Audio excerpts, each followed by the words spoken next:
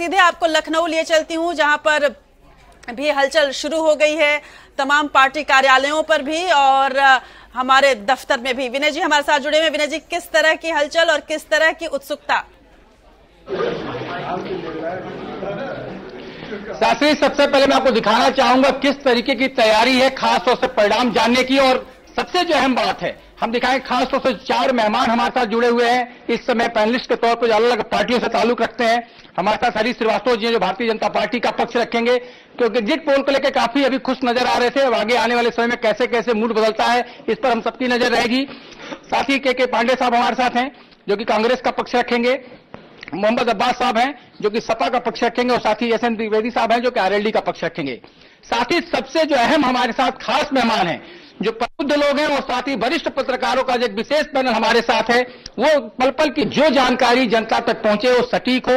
हम सबसे पहले हमारे साथ जो खास मेहमान है उनसे पहले बात करेंगे। गोविंद जी, लगता है कि इस समय जो रिजल्ट आने वाले हैं कुछ को सदमा भी देने वाले हैं? निश्चित तौर पर जिस तरह से उत्तर प्रदेश में एक महीने से लंबा ये चुनाव की प्रक्रिया चली है और हर राजनेता की धड़कनें इस प्रक्रिया के साथ ऊपर नीचे चढ़ रही हैं, तो मुझे लगता है कि कुछ के लिए ये बड़ा सदमा भी होने वाला है, कुछ के लिए लड्डू, दोनों हाथों में लड्डू जैसी स्थिति भी होने वाली है। परिस्थितियां काफी लड्डू होती हैं। सुरेश बाबू साहब, क्या कहेंगे आप? निश्चित रूप से ये चुनाव सभी दलों के लिए बहुत महत्वपूर्ण। जिस तरीके से कुछ लोग का अरमान की बात है, लेकिन लड्डू भी खाने को मिलेगा कुछ लोग। प्रदीप, नजर है पूरे नजर पर परिणामों पर? पूरे परिणामों पर नजर है और त्रिशंकु की बात कर रही है, लेकिन मुझे लगता है किसी न किसी को सरकार बनाने का मौका मिलेगा। चलिए, जिस तरह की परिस्थितियां हैं उस पर नजर बनाए रखने की जरूरत है। साथ ही हमारे साथ पांडे जी वकील समुदाय भी बड़ा प्रबुद्ध माना है, 2-2 लोग एक साथ एक ही विधा के लोग बैठे हैं, तो क्या लगता है? देखिए, ऐसा है कि इसमें कम से कम 2 छत्रपों की प्रतिष्ठा दांव पे लगी हुई है, और जो एग्जिट पोल के नतीजे आए हैं उसके हिसाब से बसपा की और खास तौर से सपा की, इन दोनों छत्रपों का भविष्य ये चुनाव तय करने जा रहा है। आपके साथ तो 2-2 जिम्मेदारी के हिसाब से बता सकते हैं। एक तो नैतिकता का पाठ भी अपनाते हैं नैतिक पार्टी के सलाहकार के नाते, तो मेरी बड़ी भूमिका हो जाएगी, क्योंकि अगर हंग आती है तो सारा का सारा दारोमदार लगता है कि हम लोगों के ही विचारों पर दिखा जाएगा। लेकिन ये देखिए, इस बार हमको ये ऐसा लगता है कि चूंकि ये कंटेक्स्ट उत्तर प्रदेश में हर सीट पे है, इसलिए कुछ भी नहीं कहा जा सकता कि क्या रिजल्ट आएंगे, क्योंकि हर सीट लड़ाई है जहां की डिसेंडेंट भी लड़ रहे हैं। तो आप इतना आसानी से नहीं कह सकते हैं कि माहौल किसी पार्टी के किस पक्ष में है उसकी मेजॉरिटी आने वाली है, तो बड़ा मुश्किल इस बार कहना होगा। सबसे बड़ी बात है इटावा का गढ़। इटावा गढ़ बचेगा कि इटावा गढ़ ढह जाएगा, और खासतौर से घर की टकराहट के बाद काफी कुछ देखने को मिला है। आपकी नजर खासतौर से इटावा, कन्नौज, एटा, बदायूं, क्या कहता है मिजाज वहां का? यादव बेल्ट है, मतलब इसको यादव बेल्ट ही कहूंगा। सबसे बड़ी बात है पारिवारिक झगड़े का कितना नुकसान होगा ये, क्योंकि शिवपाल जी ने भी वहां कहा कि हाँ, और उधर नरेश अग्रवाल भी ये कह रहे हैं और आजम भी कह रहे हैं। जिस तरह के इनके बयानात आ रहे हैं उससे एक बात तो साफ है कि इनके गढ़ में कहीं न कहीं इनके ही लोग सेंध लगाएंगे, और वो आने वाले कुछ ही घंटों में पता चल जाएगा। कुलसुम जी, सब लोगों ने मार्केट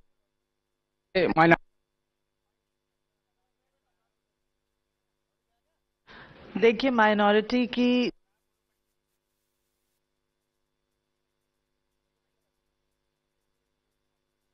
ऐसे यूज किया जाता है।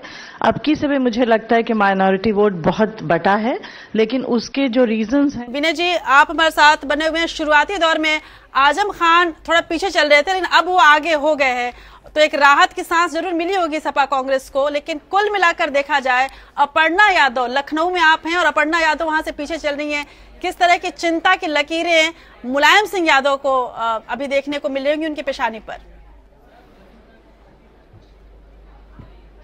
लेकिन असली सबसे बड़ी बात है कि अभी जो बैलेट वोट हैं उसकी गिनती शुरू हुई है, तो अभी शुरुआती जो रुझान है उसके अगर मुताबिक आकलन करेंगे तो जल्दीबाजी हो जाएगी।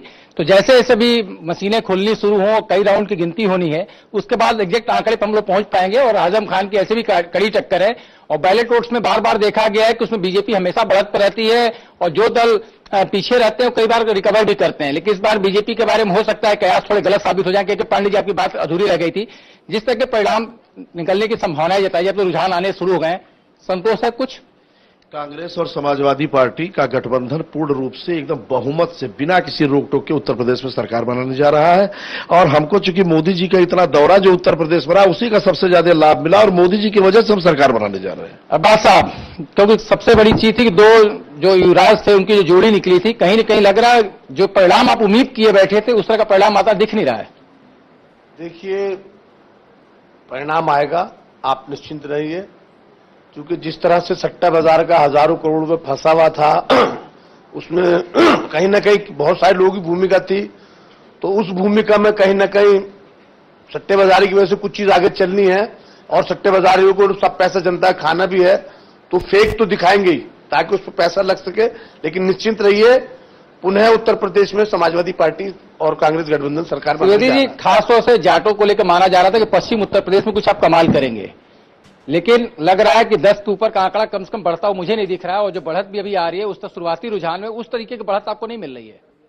अभी शुरुआत है, रुझान हमारी तरफ आएगा, निश्चित रूप से आएगा। और हमारा विश्वास है कि जाटों ने हमको सपोर्ट किया है और भली प्रकार सपोर्ट किया है।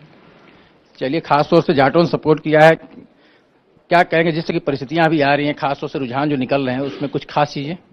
हाँ, अभी तो जिस तरह के नतीजे क्या जो रुझान दिख रहे हैं वो जरूरी नहीं कि वो आखिर तक इसी तरह से बने रहें, और मुझे लगता है अभी काफी उलटफेर हमें देखने को मिलेगी।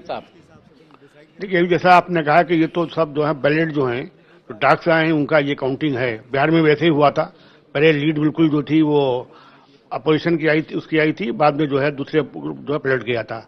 ये स्थिति अगर ये उसके हैं, डाक से आए हैं, तो स्थिति बदलेगी, उसको पूरा विश्वास है। और डाक से नहीं है तो लगता है कि बीजेपी निश्चित रूप से जो है लीड ले रही है।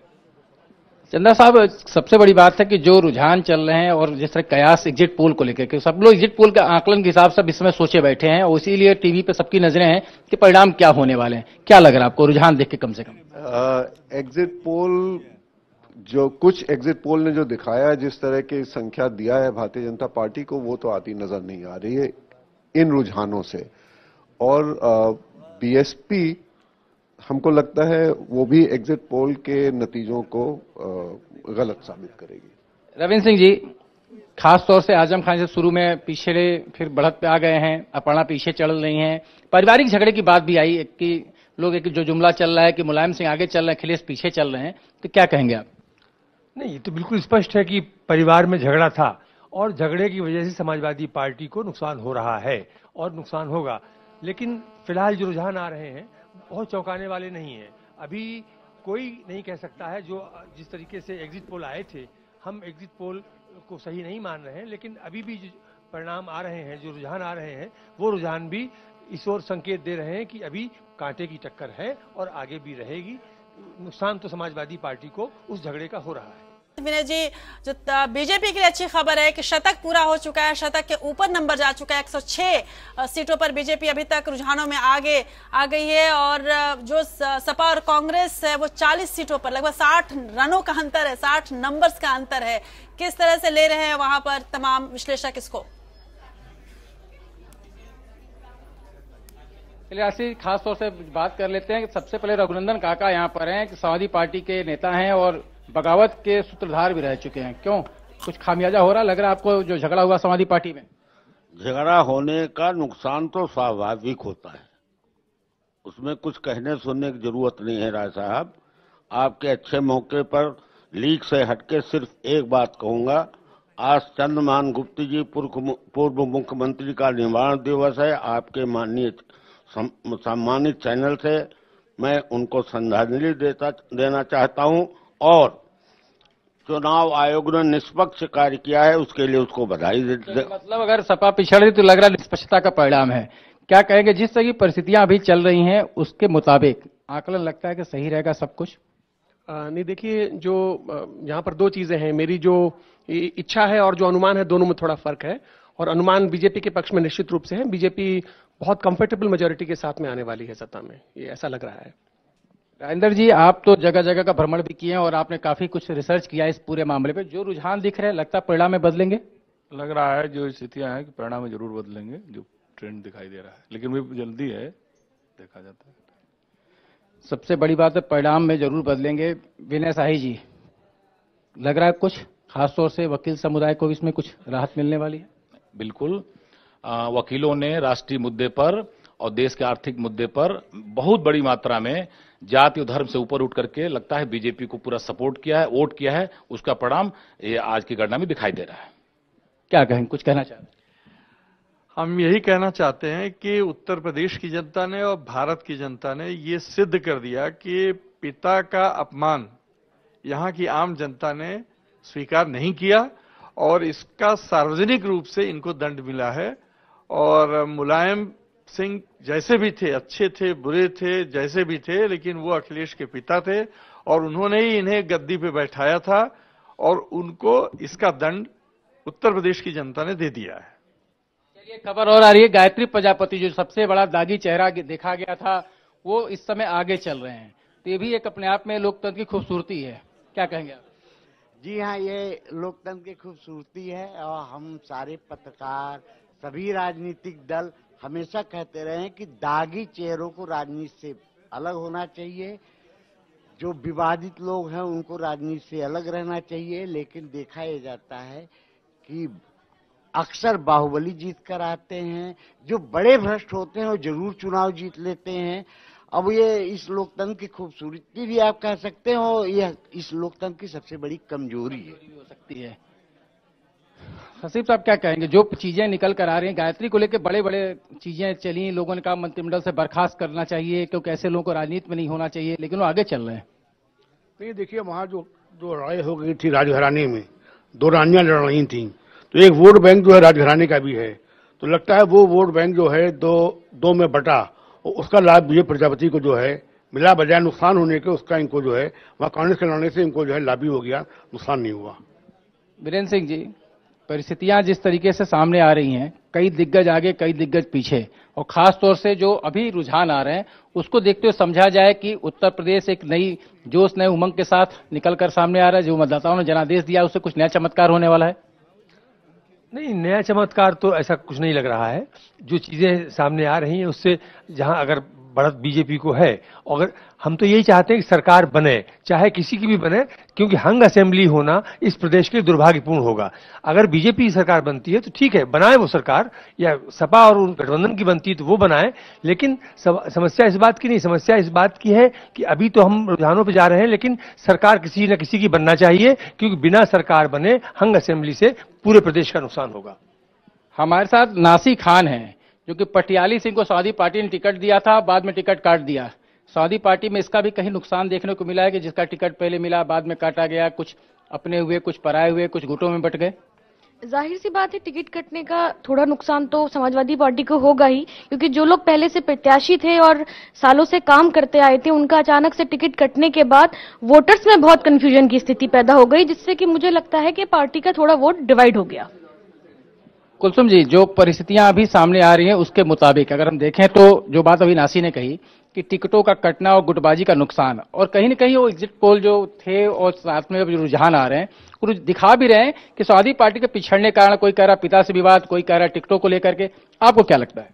बिल्कुल सही है, ये भी था कि एक कंफ्यूजन पूरे में था, वोटर्स में भी था, प्रोस्पेक्टिव जो कैंडिडेट्स थे उसमें भी था, और जैसे अभी कहा गया कि जिन लोगों ने जमीन पे काम किया था, जिन्हें उम्मीद थी कि उनके काम का कोई वो निकलेगा रिजल्ट, वो जब हट गए तो कहीं ना कहीं फिर वो जब कैंपेन के लिए कहा गया होगा जो नए कैंडिडेट थे, उसके बाद उनमें कोई जोश नहीं था और वो ये भी नहीं चाहते थे कि वो इतने जोश से काम करें। प्रदीप जी, विनय जी, तो ये जो गठबंधन हुआ ना, यहाँ पर गठबंधन से भी जो है मुझे लगता है कि कुछ नाराजगी जो सपा के वर्कर्स में कि भाई हमने बहुत जमाने से काम किया और 105 सीटें आपने जो है उनको दे दी कांग्रेस को, तो अगर हमारे पास रहती तो हम कुछ करके दिखाते, और आपसी विवाद, झगड़े और उन सबसे जो है वो नुकसान समाजवादी पार्टी को होता दिखाई दे रहा है। चलिए राष्ट्रीय जी, जिस तरीके के खास तौर से पैनलिस्टों का मानना है कि जो झगड़े हैं उसका भी एक खामियाजा है, और जब अगली बार आप मेरे पास आएंगी तो कुछ कलाकार भी हमारे साथ हैं यहाँ पे, जो हो सकता है उस मूड और मिजाज के हिसाब से आपको कुछ सुनाने की कोशिश करेंगे। लेकिन ताजे जो घटनाक्रम चल रहे हैं इस समय देश भर के, उसके लिए सीधे हम आपके पास आएंगे। बीजेपी के ऑफिसेज में कैसे, कार्यालयों में तमाम उत्साह का माहौल शुरू हो गया है। वहां पर चूंकि होली नजदीक है और प्रधानमंत्री मोदी ने कहा था कि केसरिया होली मनाएंगे वो, और ऐसा लग रहा है विनय जी की केसरिया होली मनाने का मौका बीजेपी को मिल जाएगा। सपा की लठमार होली जो लाठी है वो उनके ऊपर ही पड़ गई। देखिए, सबसे बड़ी बात है कि केसरिया होली की बात तो दिखाई दे रही है, जो रुझान हमको सामने दिखाई दे रहे हैं, और पत्रकारों की बात हुई, पैनल भी नया आ चुका है, तो पैनल से हम कोई कमेंट लें उससे पहले हमारे साथ कलाकार हैं, और कलाकार कई बार जनता की आवाज बनकर सामने आते हैं। मनोज मेहर, सबसे पहले जिस तरह का रुझान देखने को मिल रहा है उस पर कोई गाना आपके पास है? नहीं, गाना भाजपा हर तरफ अपना बाजी मार रही है, और मैं इसीलिए कह रहा हूं कि हरिया गईले आ गईले भाजपा के लहरिया, हो आ गईले भाजपा के लहरिया, मोदी जी यूपी में छा गईले भाजपा के लहरिया, मोदी जी सब जगह छा गईले भाजपा के लहरिया, और बसपा और सपा के भइल सफाई, यूपी की जनता बधाई,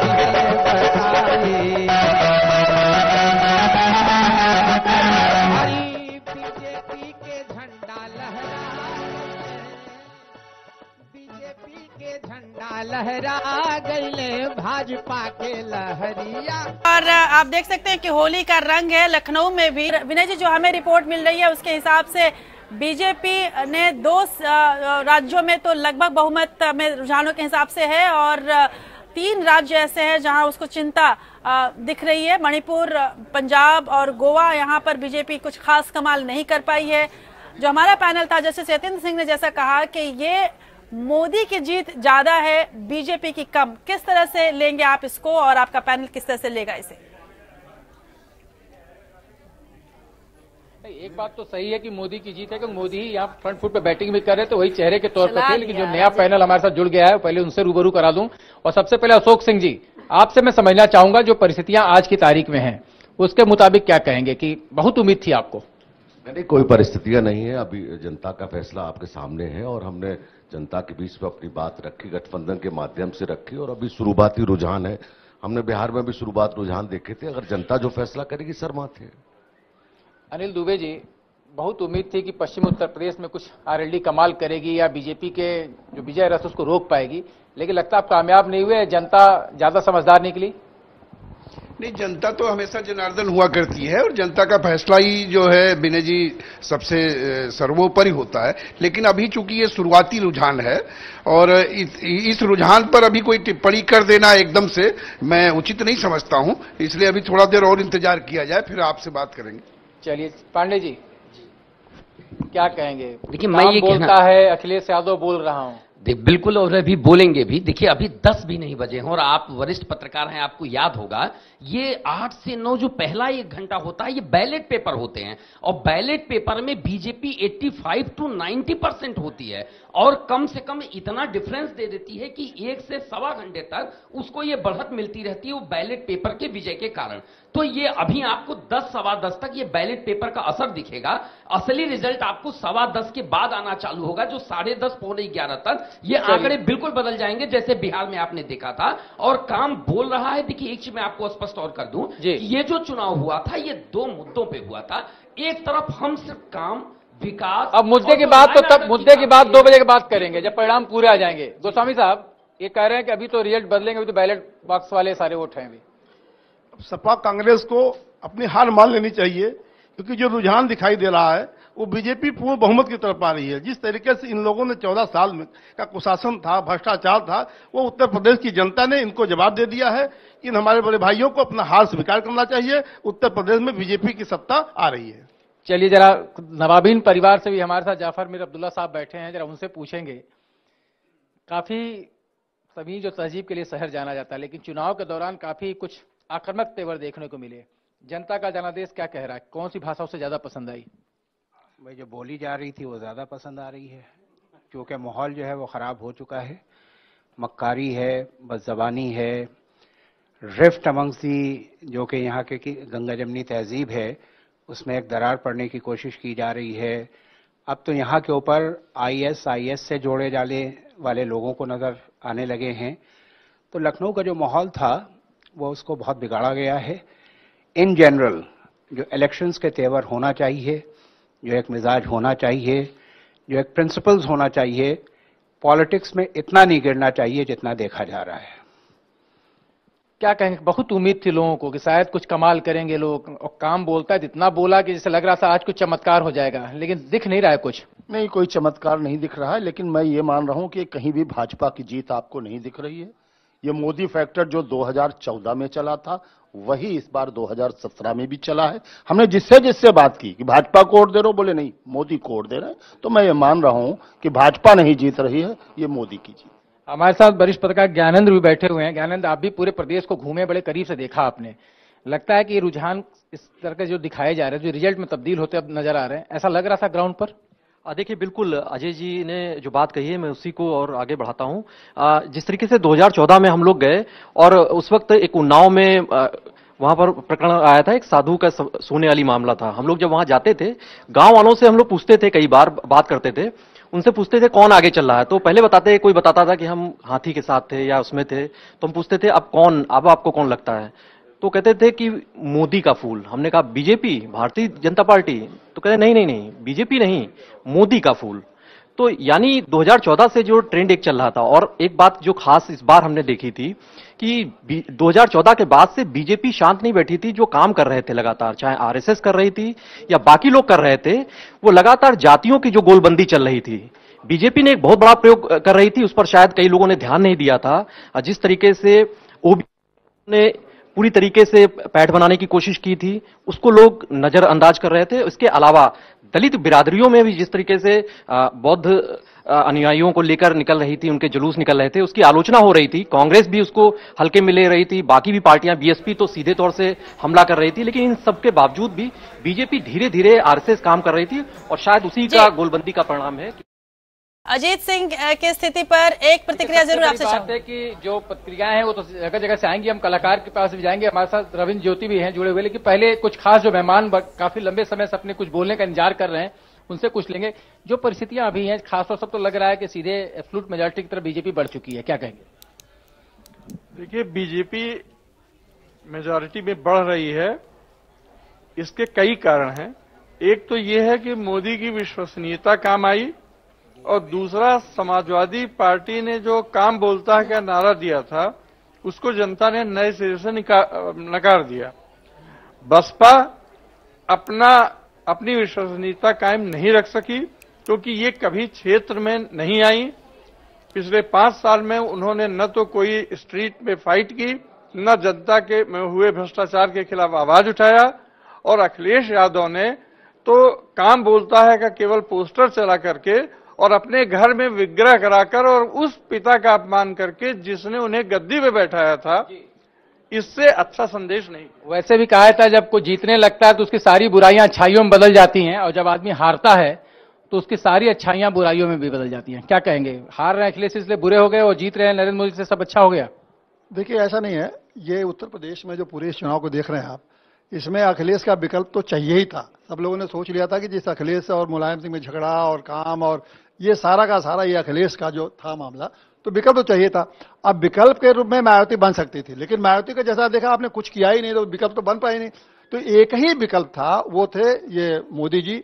और मोदी जी ने इनका ऐसा किया कि उन्होंने वो अपने चुनाव प्रचार में कि इनका काम नहीं कारनामा बोलता, उस कारनामे का जवाब अखिलेश कहीं नहीं दे पाए, और वो पूरा परिवार, पूरी पृष्ठभूमि। तो वो जो मोदी का जो चुनाव का प्रचार था, उसने बहुत कुछ प्रभावित लोगों को किया कि वही एक विकल्प है, क्योंकि जहां जहां भी वो गए उन्होंने एक ऐसा बातें कही जिसका कि ये पार्टी आगे जवाब ही देती रही, कोई अपनी बात नहीं कह पाई।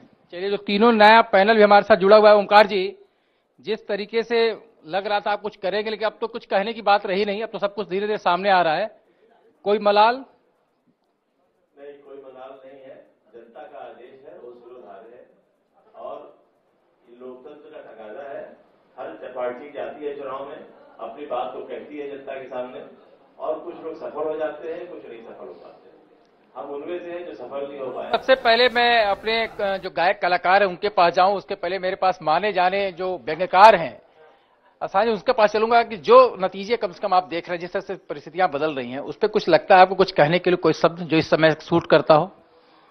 मुझे लग रहा है अभी ऊंट दौड़ रहा है और अभी गिरेगा उठेगा क्या करेगा कुछ समझ में नहीं आ रहा है, लेकिन फिर भी गधे राजनीति में आए तो रिजल्ट निकल रहे हैं।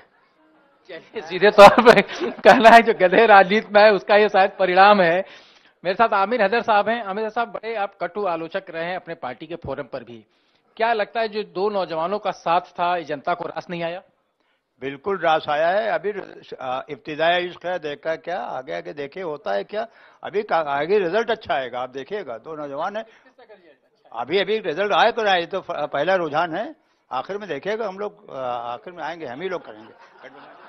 रविंद्र सिंह ज्योति हमारे साथ सिंगर है। मैं चाहूंगा क्योंकि कलाकार का अगर मूड भांपा जाए ज्यादा बेहतर होगा, और भाजपा काफी चढ़कर बोल रही है। रविंद्र, कोई एक गाना कुछ ऐसा जो मिजाज हो जनता के हिसाब से? मैं रुझानों को देख करके गीत सुना रहा हूँ। नमो नमो श्री नरेंद्र मोदी, नमो नमो श्री नरेंद्र मोदी, नमो नमो श्री नरेंद्र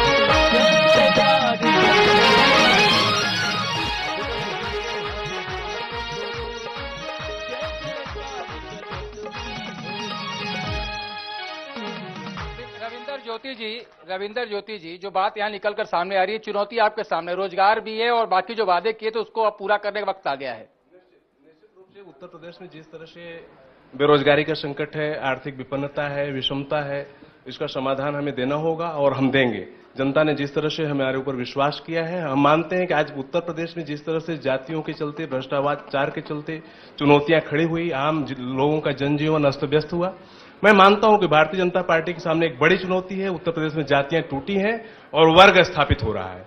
तो मैं मानता हूं कि जैसे गरीबों का एक वर्ग बड़ा सा खड़ा हुआ और मोदी पर विश्वास किया है, मोदी जी उस विश्वास पे खरा उतरेंगे। मैं मानता हूं कि 19 का चुनाव आते आते उत्तर प्रदेश की तस्वीर बदली होगी। 17 से 19 की लकीर खींचने लगे। रंजना जी, क्या लगता है आपको?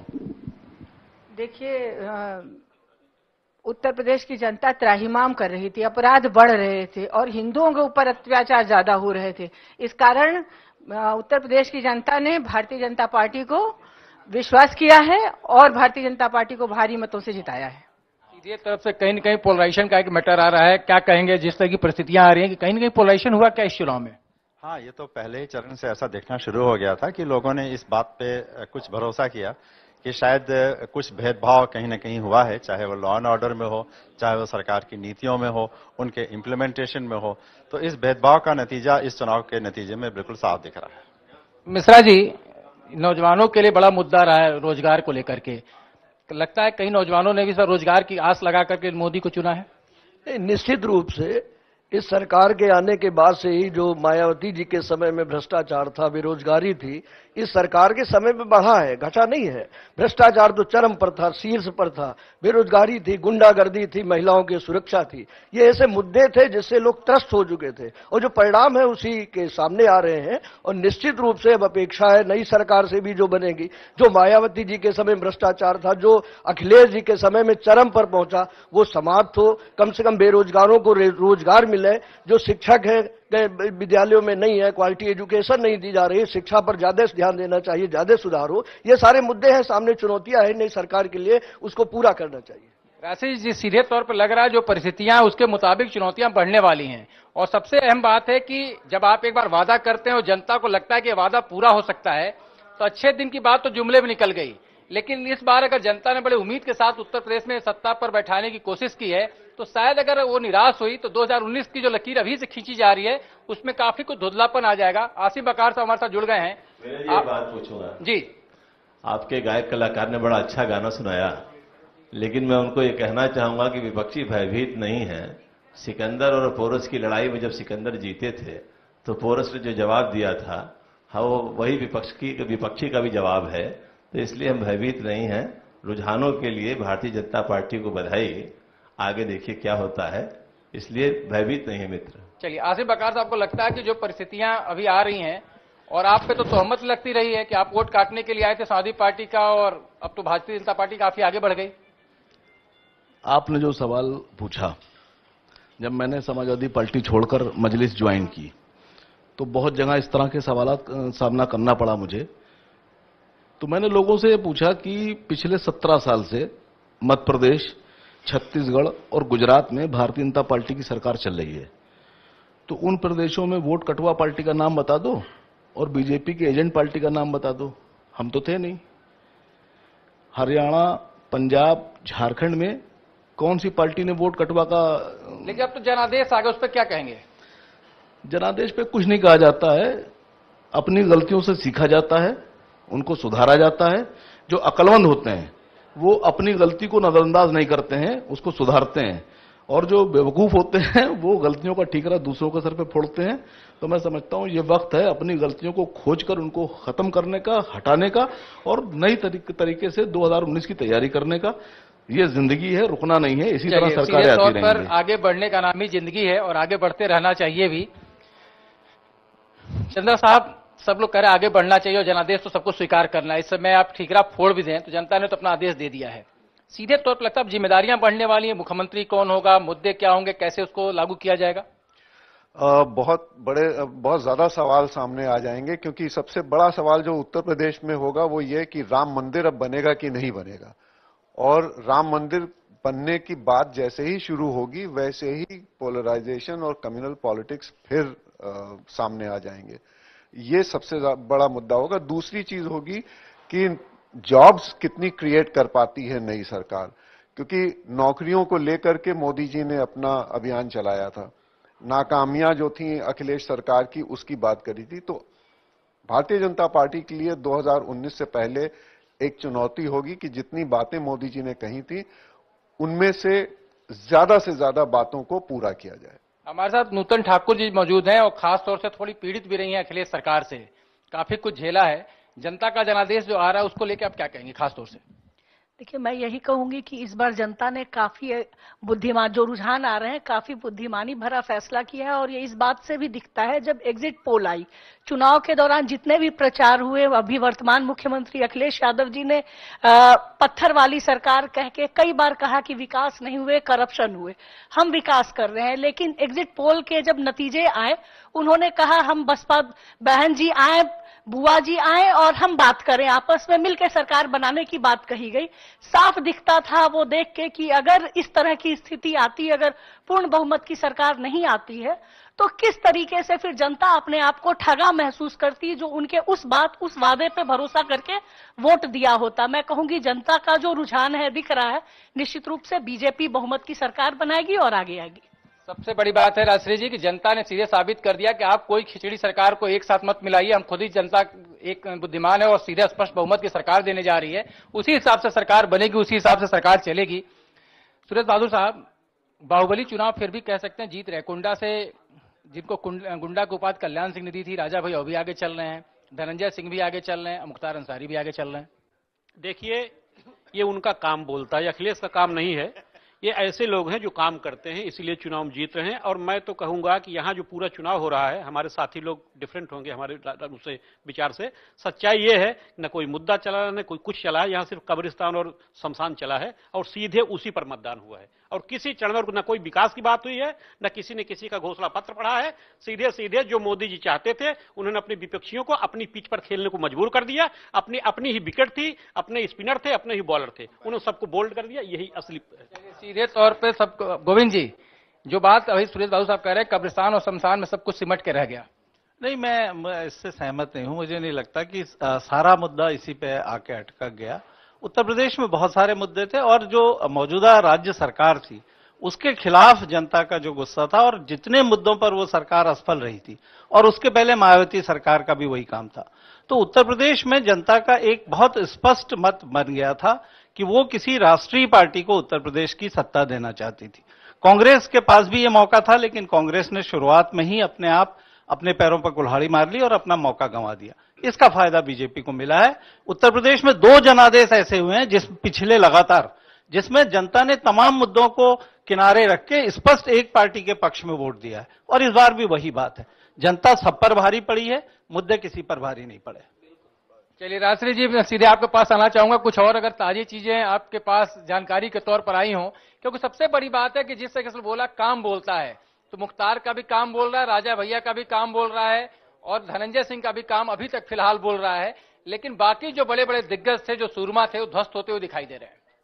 राजश्री जी, मैं इस समय जिस तरह से माहौल चल रहा है पूरे देश का, उससे जोड़ना चाहूंगा, और जो 4 नए पैनलिस्ट हमारे साथ जुड़ गए हैं, सबसे पहले उनका परिचय करा दूं। हमारे साथ नरेंद्र सिंह राणा साहब हैं, जो भारतीय जनता पार्टी की तरफ से प्रतिनिधित्व कर रहे हैं इस समय, और चेहरा काफी खिला हुआ है।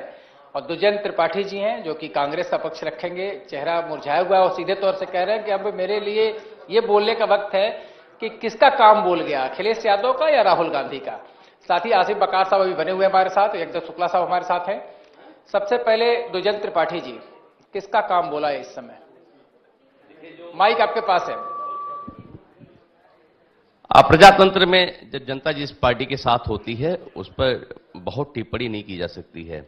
हम अपने इस हार को स्वीकार करते हैं, और निश्चित तौर पे हम ये भी उम्मीद करते हैं कि जनता ने भारतीय जनता पार्टी को जिस तरह से भारी बहुमत से जिताने का काम किया है, अब उनके ऊपर भी ये जिम्मेदारी बनती है कि जो जनता की अपेक्षाएं हैं, बहुत सारे वायदे जो उन्होंने किए हैं, अब उसको पूरा करें। लोकतंत्र में तो हार जीत होती रहती है, हम इसको नकार नहीं सकते हैं। राणा साहब, आपको उम्मीद थी कि इतना तगड़ा जनादेश आएगा? क्योंकि सब लोग कहते थे कि 91 जैसे हालात हम पैदा करने की कोशिश कर रहे हैं, लेकिन 303 सीटों पे बढ़त अचंभित करती है। नहीं, निश्चित रूप से जो है 2014 में हम 337 यदि 73 लोकसभा सीटें जोड़ते हैं तो उनपे हमने 337 विधानसभा सीटों पर जीत दर्ज की थी। और हम बराबर ये कहते थे कि जिस नरेंद्र मोदी जी के नेतृत्व में उत्तर प्रदेश ने 73 सांसद दिए हैं, और वही नरेंद्र मोदी जी, ये बार बार कहा जाता रहा कि नहीं ये विधानसभा चुनाव है, वो ये कहते थे कि नहीं ये लोकसभा का सेमीफाइनल है और ये जो है नरेंद्र मोदी जी के काम पर वोट पड़ेगा। तो उत्तर प्रदेश की जनता इस बात को बखूबी समझ रही थी कि ये अपना जो पाप है, अपना जो भ्रष्टाचार है, अपनी जो लड़ाई है, उसको छुपाकर कहीं केंद्र की तरफ ढकेल रहे थे। और नरेंद्र मोदी जी बड़ी कुशलता से हमें कल दारा सिंह को हराना, 19 का चुनाव 19 में लड़ेंगे ना, ये कह रहे थे कि 17 में ही दिखा दीजिए कौन कौन से दाव आपके पास और शेष हैं। तो हम भी बहुत सावधानी से चल रहे थे और पूरा विश्वास था जनता पे कि वह निर्णय उत्तर प्रदेश के हित में करेगी, और निर्णय उन्होंने किया है। शुक्ला साहब, कहा तक सत्ता जिधर चौधरी उधर, लेकिन न सत्ता के करीब जाने की दिखाई दे रही है चाहत, और न तो अब लगता है कि किसी तरीके से आप उस भूमिका में भी आ पाएंगे कि किसी के साथ हाथ मिला सके। लगता है कि कठिन दौर है आपके लिए। जनता का फैसला है, सर आंखों पर है। हम अपनी कमी को देखेंगे कहां पर कमी रह गई, और अब जो जिम्मेदारी बीजेपी पर पड़ी है उत्तर प्रदेश की, उसको देखें कहां तक वो पूरा करते हैं, किसानों के, गरीबों के हित में कहां तक काम करते हैं, और उसी के बाद फिर निर्णय करेंगे हम कि क्या करना है। देखिए, सबसे पहले आशीष, जो खास तौर से प्रबुद्ध वर्ग के लोग हैं उनको जोड़ूंगा कि पैनलिस्ट की बात तो हो गई थी, लेकिन तमाम ऐसे लोग हैं जो कि खास हैं उत्तर प्रदेश की भी नजर में। आईवी सिंह साहब, परिणाम जिस तरह से आते हुए दिखाई दे रहे हैं, क्या कहेंगे पहले आप? मुझे लगता है कि बीजेपी ने इलेक्शन बड़ी नीतिगत ढंग से लड़ा, और जो अन्य पार्टियां थीं जो मुसलमान वोट के पीछे ज्यादा पड़ गईं, उसकी वजह से पोलराइजेशन हो गया और इसमें बीजेपी की जीत हुई। सीपी राय साहब, क्या कहेंगे? आप तो समाजवादी चिंतक हैं, समाजवादी नेता भी हैं, समाजवादी पार्टी से क्या रिश्ता है तो आप बता पाएंगे। परिणाम क्या कह रहे हैं? नहीं, मैं समाजवादी पार्टी कार्यकर्ता भी हूं, जब तक निकाल न दिया जाए। और जहां तक परिणाम का सवाल है वो तो सामने आ चुका। सबसे पहले बीजेपी को बधाई इस जीत के लिए, और इस उम्मीद के साथ कि जो अहंकार बाकी लोगों में था वो अहंकार वहां देखने को न मिले, संयम कायम रहे, वादे पूरे किए जाए। बाकी समीक्षा तो बाद में होगी, और समीक्षा है दिमाग में कि परिणाम क्यों आए हैं, लेकिन मैं नहीं चाहता कि यहाँ इस फोरम पर उस समीक्षा के जिक्र करूं। ये अगर मैं पार्टी की दृष्टि से बात करूं, कार्यकर्ता की दृष्टि से, तो हमारे लिए निश्चित तौर पर एक बहुत बड़ा आत्मचिंतन का वक्त है। और हम जैसे लोग जो एक लड़ाई लड़ रहे थे और पार्टी को संभालने की कोशिश कर रहे थे, और उसमें हमें राय देने लगे लोग कि आप बुजुर्ग हो गए हैं, आउटडेटेड हो गए हैं, संन्यास ले लीजिए, तीर्थ यात्रा पर चले जाइए, जवानी कुर्बान टाइप के लोग, मुझे लगता है कि वो अब थोड़ा आत्मचिंतन करना पड़ेगा। बहुत सी चीजें हमें दिख रही थी, और ऑफ द रिकॉर्ड आप जैसे साथियों से बात होती थी, और मुझे लगता है जो आंकड़ा हम बता रहे थे वो शायद अपने बारे में हमारा आंकड़ा वो सही निकला है। महान साहब हमारे साथ में, बैंकार भी हैं और कुछ अच्छा कुछ सुनाने के मूड में हैं। देख रहे हैं आत्मचिंतन, जवानी कुर्बान, कई चीज चली है। आपके पास कोई शब्द है इस समय? नहीं, इस समय स्थिति यह है कि कहते हैं, किसी ने कहा है कि बेवफा के प्यार को दिल में न पालिए, बेवफा के प्यार को दिल में न पालिए, जामुन के पेड़ पर कभी झूला न डालिए। इस समय जो उत्तर प्रदेश में हो गया है, वो जामुन के पेड़ पर धोखे से झूला पड़ गया है, और उसी के नतीजे सामने हैं। ये तो कुर्सियां हैं, तो मैं ये कहना चाहता हूं कि हो गई आज फिर से खफा कुर्सियां, लो चली भी गई इस दफा कुर्सियां, ये किसी की कभी भी न होकर रही, बेवफा बेमुरव्वत हैं ये कुर्सियां। सर्वेश असाना साहब, इसका कोई जवाब आपके दिमाग में है? इस समय सब लोग जवाब ही तो दे रहे हैं, और कर क्या रहे हैं, हम लोग देख रहे हैं। लेकिन ये जो परिणाम निकले हैं, एक साहित्यकार के नाते मैं ये कहना चाहता हूँ कि जो भी राजनीतिक पार्टियां हैं, वो जनता से जो वायदे करती हैं, जब उनको पूरा नहीं कर पाती हैं, तो जनता ऑप्शन में चली जाती है। अगर मैं हाथ से कवि हूं और मैं फूहड़ सुनाने लगता हूं, तो लोग दूसरे रस के कवि के पास चले जाते हैं। इसी प्रकार से राजनीतिक दलों के साथ भी है, अगर हम अपनी बातों पर ठीक से खरे नहीं उतर पाते हैं, तो लोग दूसरे को चुन लेते हैं। मैं व्यंग्य थोड़ी देर बात करूंगा, थोड़ी देर बात करेंगे। अब जाफर मीर अब्दुल्ला साहब, एक सवाल आईपी सिंह साहब ने कहा कि पोलराइजेशन हुआ खास तौर से, उसका एक नतीजा है कि इस तरीके का परिणाम देखने को मिल रहा है।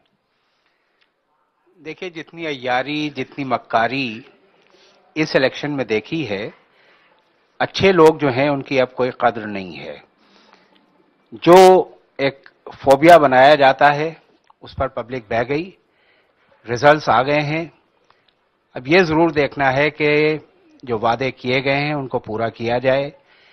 और एक चीज जरूर कहूंगा कि ये जो खास तौर से जो हम लोगों का एक माहौल है, जो एक अच्छा माहौल है, जो एक गंगा जमनी माहौल है, जो एक सेकुलर माहौल है, उसको उसमें दरार न डाली जाए और उसमें एक यूनिटी रखने की कोशिश की जाए।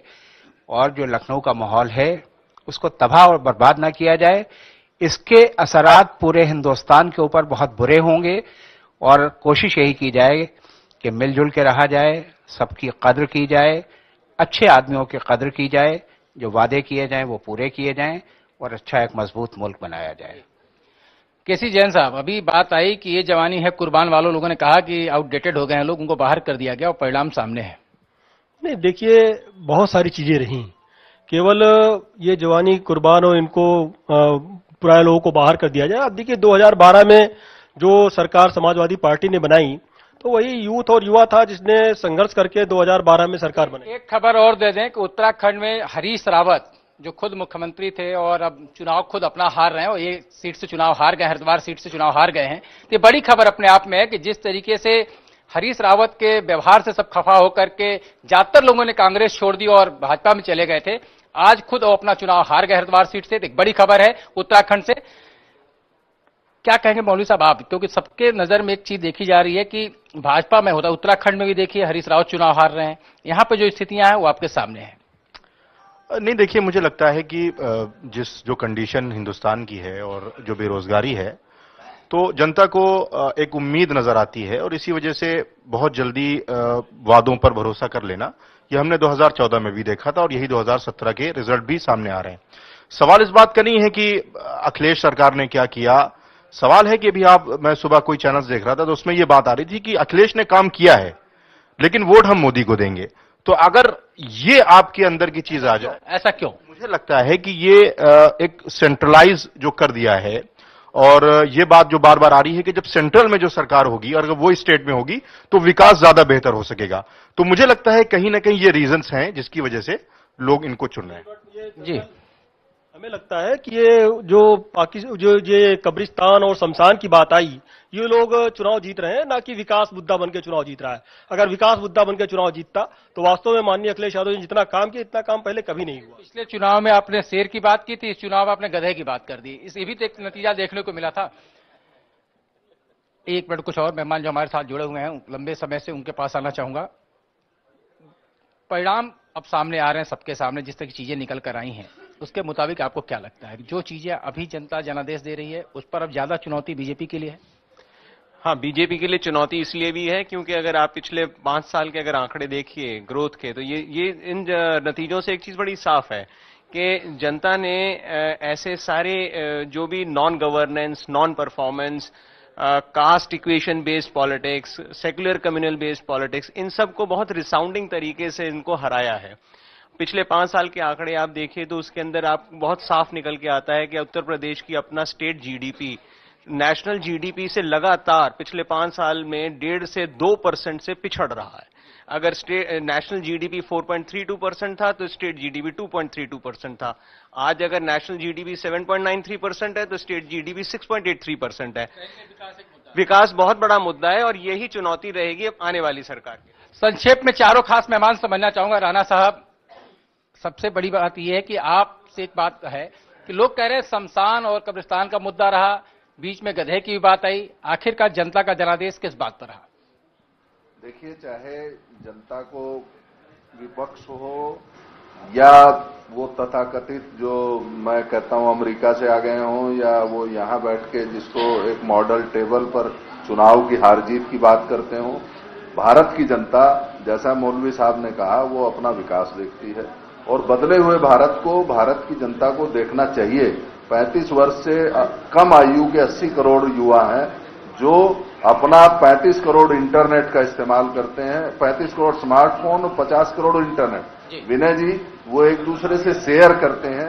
वो अपने देश को विकास के मुद्दे पर वोट पड़ा, शमशान कब्रिस्तान मुद्दा नहीं पड़ा। 100% विकास पर वोट हुआ है और उत्तर प्रदेश के भविष्य पर वोट हुआ। दुर्जन जी, आप विनय जी, आपने देखा होगा कि उत्तर प्रदेश के पूरे विधानसभा चुनाव में चाहे वो मोदी जी रहे हों या अमित शाह जी रहे हों, उन्होंने कभी अपने केंद्र की कोई उपलब्धि नहीं गिनाई, अलावा इसके कि कैसे वोट पोलराइज किया जाए, चाहे वो संप्रदाय के नाम हो और या जातियों के नाम पे, तो वोट तो पोलराइज हो गया। और जहां तक उत्तर प्रदेश उत्तराखंड की बात है, दोनों को आप एक करके देखें, यह एक तरह की प्रयोगशाला थी जहां से बीजेपी जनसंघ के समय से ही देखिए और आज वो आगे बढ़ रही है। लेकिन अब वो जिम्मेदारी जवाबदेही भी है कि जो मोदी जी ने कहा था कि हम हर साल 2 करोड़ लोगों को रोजगार देंगे, अब वो जनता ये भी जानना चाहेगी अब तो उत्तर प्रदेश भी आपके हाथ में है।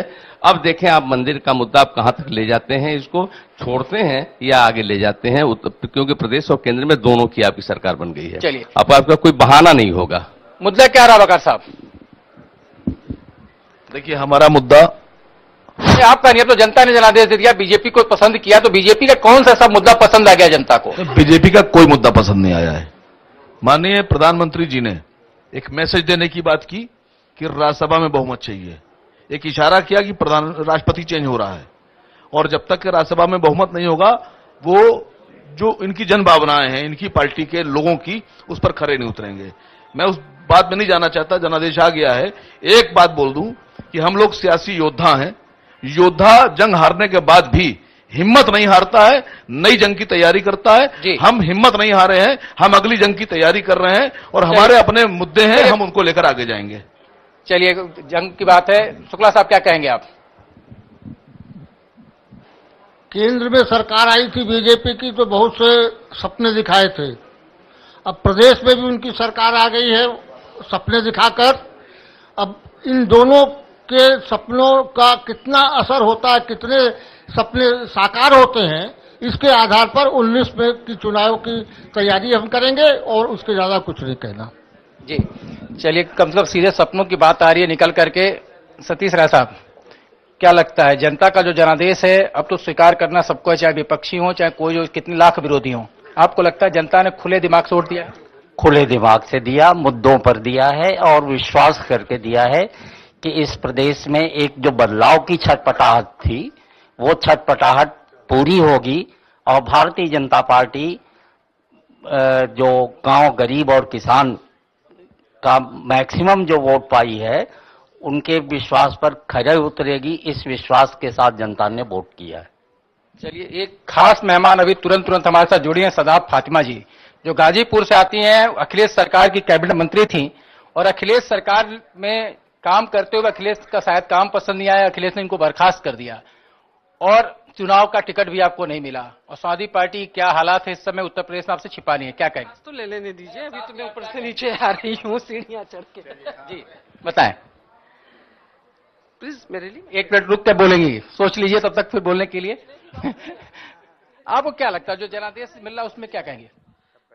देखिए, ये प्रदेश की जनता ने ये सोच करके भारतीय जनता पार्टी को चुना है कि उत्तर प्रदेश की सरकार हमेशा कहा करती थी कि दिल्ली से जो पैसा आता नहीं है, और मोदी जी कहते थे मैंने पैसे भेजे हैं, उन्होंने खर्च नहीं किए हैं।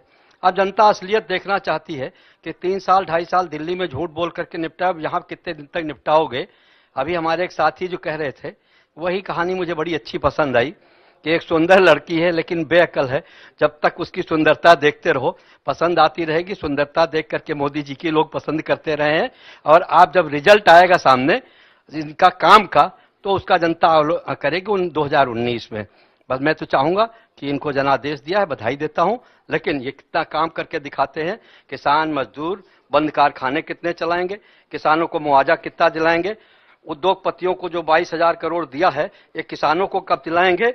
इसी तरीके के जितने वादे किए हैं, सीमा पर 2-3 जवान रोज मर रहे हैं, उनको कब बचाएंगे। इन वादों के साथ मैं चाहूंगा कि इनको बधाई भी दे दूं, यही ज्यादा अच्छा है। आमिर हैदर साहब, जो बात करें मुद्दों की याद दिलाई जाएगी और सीधे तौर पर उनसे हिसाब मांगा जाएगा, क्या पहले दिन से या कुछ वक्त देंगे उत्तर प्रदेश में उनको? देखिए, मैं चर्चा कहलाता हूं, इसीलिए चर्चा कहलाता हूं कि साफ बात करता हूं। अभी ये पोलराइजेशन की बात हो रही थी, हमारे मौलवी हजरात फान पड़ते हैं इलेक्शन में, और हमें याद है एक मौलवी है बीजेपी का वोट देने कह रहे थे, अब की सपा को कह रहे थे हमारे दामाद को बनाओ, ये कर रहे थे। कुछ मौलवी ऐसे थे, उनकी वजह जब आप कहिएगा कि बीजेपी को हराओ तो पोलराइजेशन दूसरी तरफ नहीं होगा। तो पोलराइजेशन जिम्मेदार हमारे वो मौलवी हैं जो वक्त के हिसाब से बिकते रहते हैं। मेरा कहना सिर्फ ये है।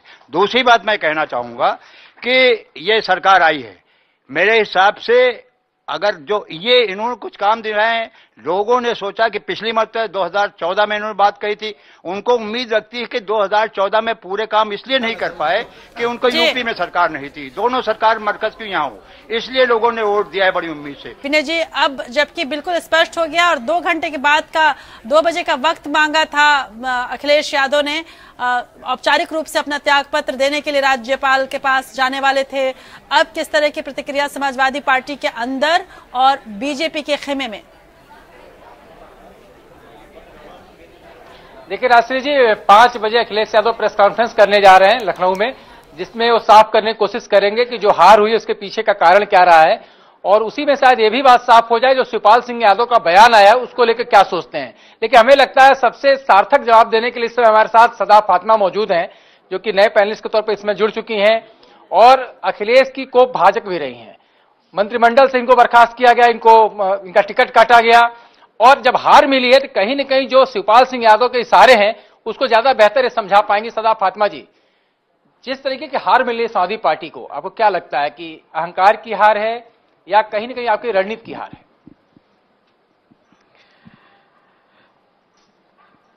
देखिए, मैं ये समझती हूं कि ये किसी की हार नहीं है, बल्कि ये लोकतंत्र में जो जनता के पास अपने मताधिकार का अधिकार होता है उसका उसने प्रयोग किया है, और जनता ने जो भी जनादेश दिया है उसे सभी दलों को स्वीकार करना होगा। जहां तक सवाल है कि आपने कहा कोप भाजन, मैं उसमें थोड़ा सा आपको संशोधन करना चाहूंगी कि मंत्रिमंडल में रहना या ना रहना, किसी को रखना या ना रखना मुख्यमंत्री का विशेषाधिकार होता है। मैंने उस वक्त भी कहा था, हाँ ये जरूर है कि जो नुकसान उठाना पड़ा है समाजवादी पार्टी को, वो इसलिए उठाना पड़ा कि ये बर्खास्त खेले तो बहुत दिनों से चल रहा था। फातिमा जी 1 मिनट के रोक रहा हूं क्योंकि अमरिंदर सिंह की एक पीसी आ रही है लाइव, पहले उसको सुन लेते फिर दोबारा आपके पास हम आएंगे। तो सीधे चलते हैं पहले उनकी प्रेस कॉन्फ्रेंस में क्या बोल रहे हैं अमरिंदर सिंह।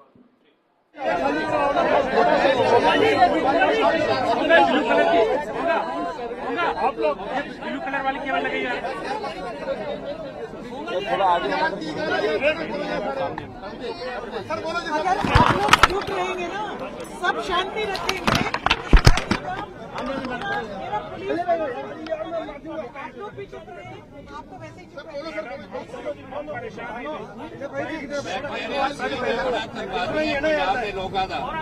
जिन्होंने कांग्रेस पार्टी सारे मोबाइल कौन है? मोबाइल नीचे करो यार, ये मोबाइल अंदर करो। रोड़ा पाई जाने साडा काम है रोड़ा पाना। मोबाइल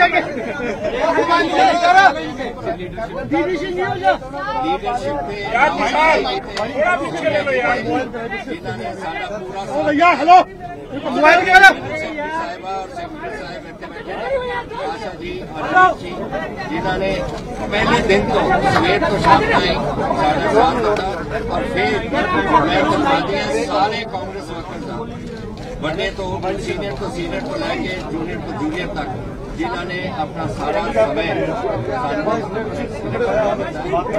आज साड़ी जित हुई है ये सारे दी उन्होंने मेहरबानी वर्कर्स दी जिन्होंने इतनी हिम्मत दी। कप्तान साहब आप अपने मंत्रिमंडल 2 बजे गवर्नर मिल रहे हो, अपना मंत्रिमंडल खुद बनाओगे। सरदार जी आप कुछ बोल रही थी, पहले उसको कंक्लूड कर दीजिए। वो जो बात हो रही थी हार के कारण की, आपने कहा कि कोप भाजन मेरे लिए जो कहा, तो मैंने कहा कि वो तो पुरानी बातें थी और वो उनका विशेषाधिकार था। लेकिन मुझे लगता है कि जिस चीज ने समाजवादी पार्टी को बड़ा नुकसान पहुंचाया, उसका कारण एक ये था कि सुल्तानपुर में जो शुरुआत हुई थी हमारे इलेक्शन कैंपेन की, और उस वक्त सदर के विधायक श्री अरुण वर्मा जी थे और गायत्री प्रजापति जी थे, और दोनों के ऊपर बहुत गंभीर किस्म के आरोप थे। और बाद में मैंने देखा भी, आपने देखा कि सुप्रीम कोर्ट में भी उस पर मुकदमा दर्ज करने की बात हुई थी।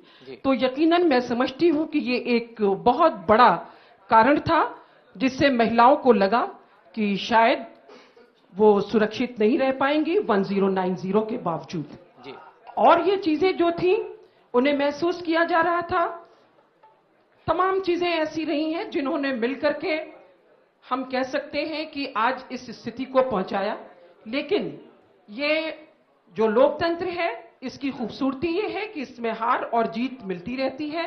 जो जैसा मिलता है उसे स्वीकार करना चाहिए, और अगर भारतीय जनता पार्टी सरकार बनाने की तरफ अग्रसर है तो निश्चित रूप से प्रधानमंत्री मोदी जी को उनकी बढ़िया रणनीति के लिए जरूर सराहा जाएगा कि उन्होंने एक रणनीति बनाई, उस पर उन्होंने अमल किया, और हम लोगों ने जो अपनी कमियां थी उनको दूर करने का प्रयास करना चाहिए, क्योंकि कमी निश्चित रूप से थी, तभी हार हुई हम इस नतीजे पे पहुंचे। सुरेंद्र राजपूत साहब, आपको क्या लगता है? आप लोगों को तो लगा था कि जैसे ही दो नौजवान हाथ मिलाएंगे कमाल हो जाएगा, और खास तौर से ये मैसेज देने की कोशिश की गई कि अगर कांग्रेस और सपा मिल जाते हैं तो मुस्लिम वोट का जो डिवीजन है वो रुक जाएगा, लेकिन यहां तो दूसरा रिजल्ट आ गया।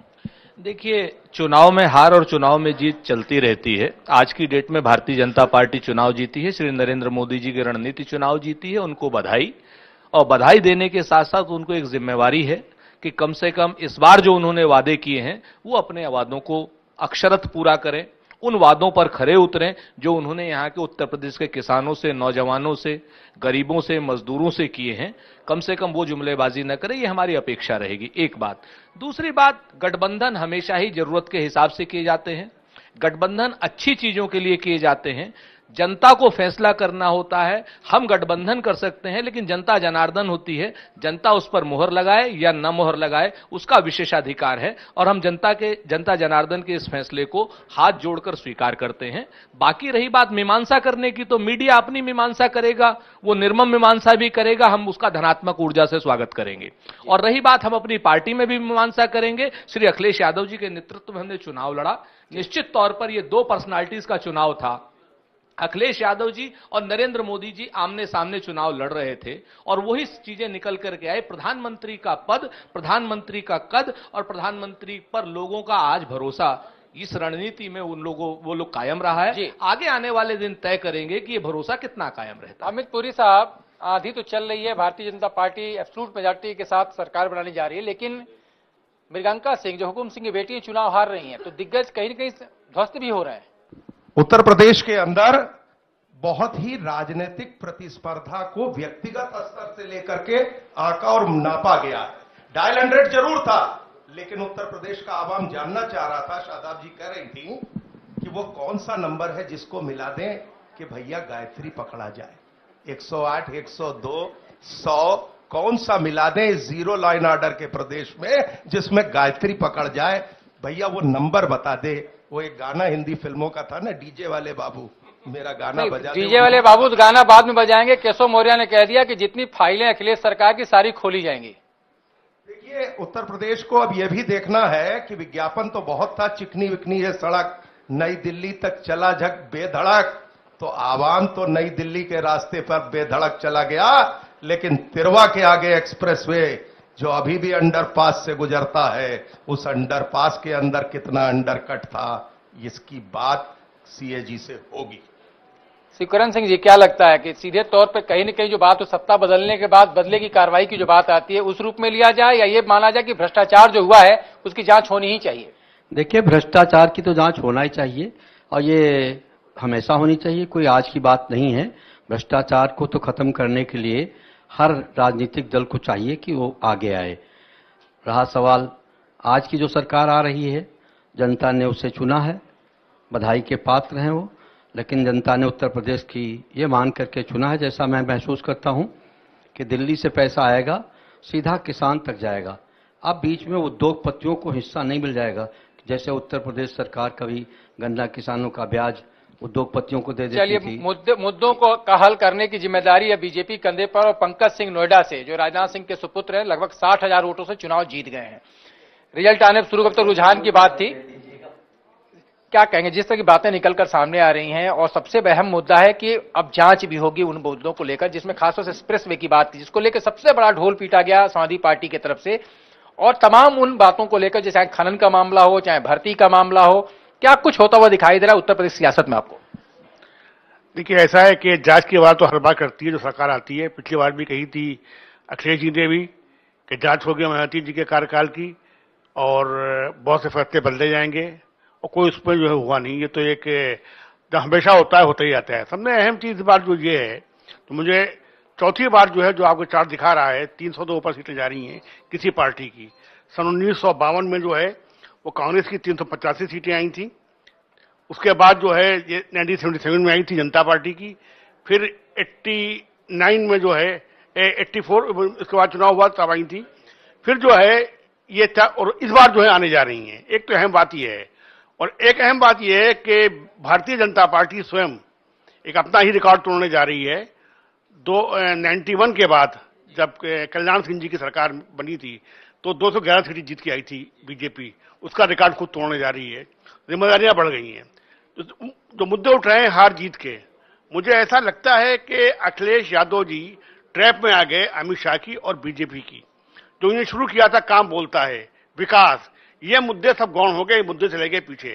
जो मुद्दे इन्होंने उठाए अमित शाह जी ने और जो है हमारे प्रधानमंत्री ने, उन मुद्दों का ये जवाब देने लगे, उसमें ये फंस के रह गए। उसमें गद्दार भी आ गया, ये भी आ गया, वो भी आ गया। रणनीतिक तौर पर नरेंद्र मोदी ने अपने अंदर उन्होंने उलझा के रखा और फंसा कर रखा। कानून की बात कर लेंगे क्योंकि अब भोरी जांच की बात हो रही है, तो मामला कहीं न कहीं न्यायालय से होकर गुजरेगा और कई चीजें देखी गई कि पीआईएल के जरिए अखिलेश यादव को कटघरे में खड़ा किया गया, चाहे भर्ती का मामला हो, चाहे खनन का मामला हो, चाहे एक्सप्रेसवे की बात निकलकर सामने आ रही है।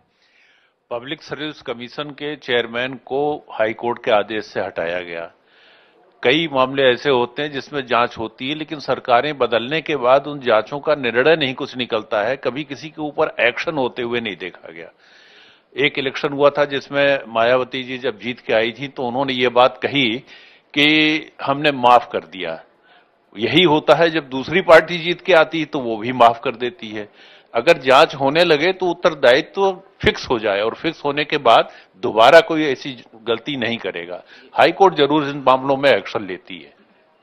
राजेंद्र द्विवेदी जी, क्या लगता है आपको कि अगर इस तरह की चीजें शुरू हुई, जो जांच के बाद जो केशव मौर्य अभी कह रहे हैं, तो कुछ ज्यादा कुछ देखने को मिलेगा उत्तर प्रदेश सियासत के नजरिए से? नहीं, अगर जांच में ज्यादा उलझेंगे तो जो एक्सपेक्टेशन है, जिस हिसाब से जनता ने उनको जनादेश दिया है। जो नया पैनल जुड़ गया, पहले उनका मैं परिचय करा दूं। हमारे साथ सदैव त्रिपाठी जी हैं जो कि कांग्रेस के वरिष्ठ नेता हैं, साथ ही दीपक मिश्रा जी जो कि समाजवादी पार्टी से ताल्लुक रखते हैं, मोहसिन रजा साहब हैं हमारे साथ जो कि बीजेपी से ताल्लुक रखते हैं और अभी गुलाल से लगे हुए हैं क्योंकि उन्होंने काफी कुछ लग रहा जीत का जश्न मना लिया है। एसएन त्रिवेदी साहब हैं जो आरएलडी का पक्ष रखेंगे। सबसे पहले त्रिपाठी साहब, क्या लगता है जिस तरह की हवा बही, आंधी बही, किसी को उम्मीद नहीं थी, किस तरह का परिणाम जनता देगी? देखिए भाई, चुनाव परसेप्शन पे चलता है। जनता में एक लगातार परसेप्शन बनाने में भारतीय जनता पार्टी और उसके आनुषंगिक संगठन सफल रहे कि कांग्रेस, सपा, बसपा, आरएलडी ये सब के सब एक पक्ष के पक्षधर हैं। ये सफलता से उन्होंने बनाया और दूसरे बड़े वर्ग में ये नफरत हुई, ये नाराजगी हुई क्योंकि जनता जनार्दन का फैसला तो सिर आंखों पे होता ही।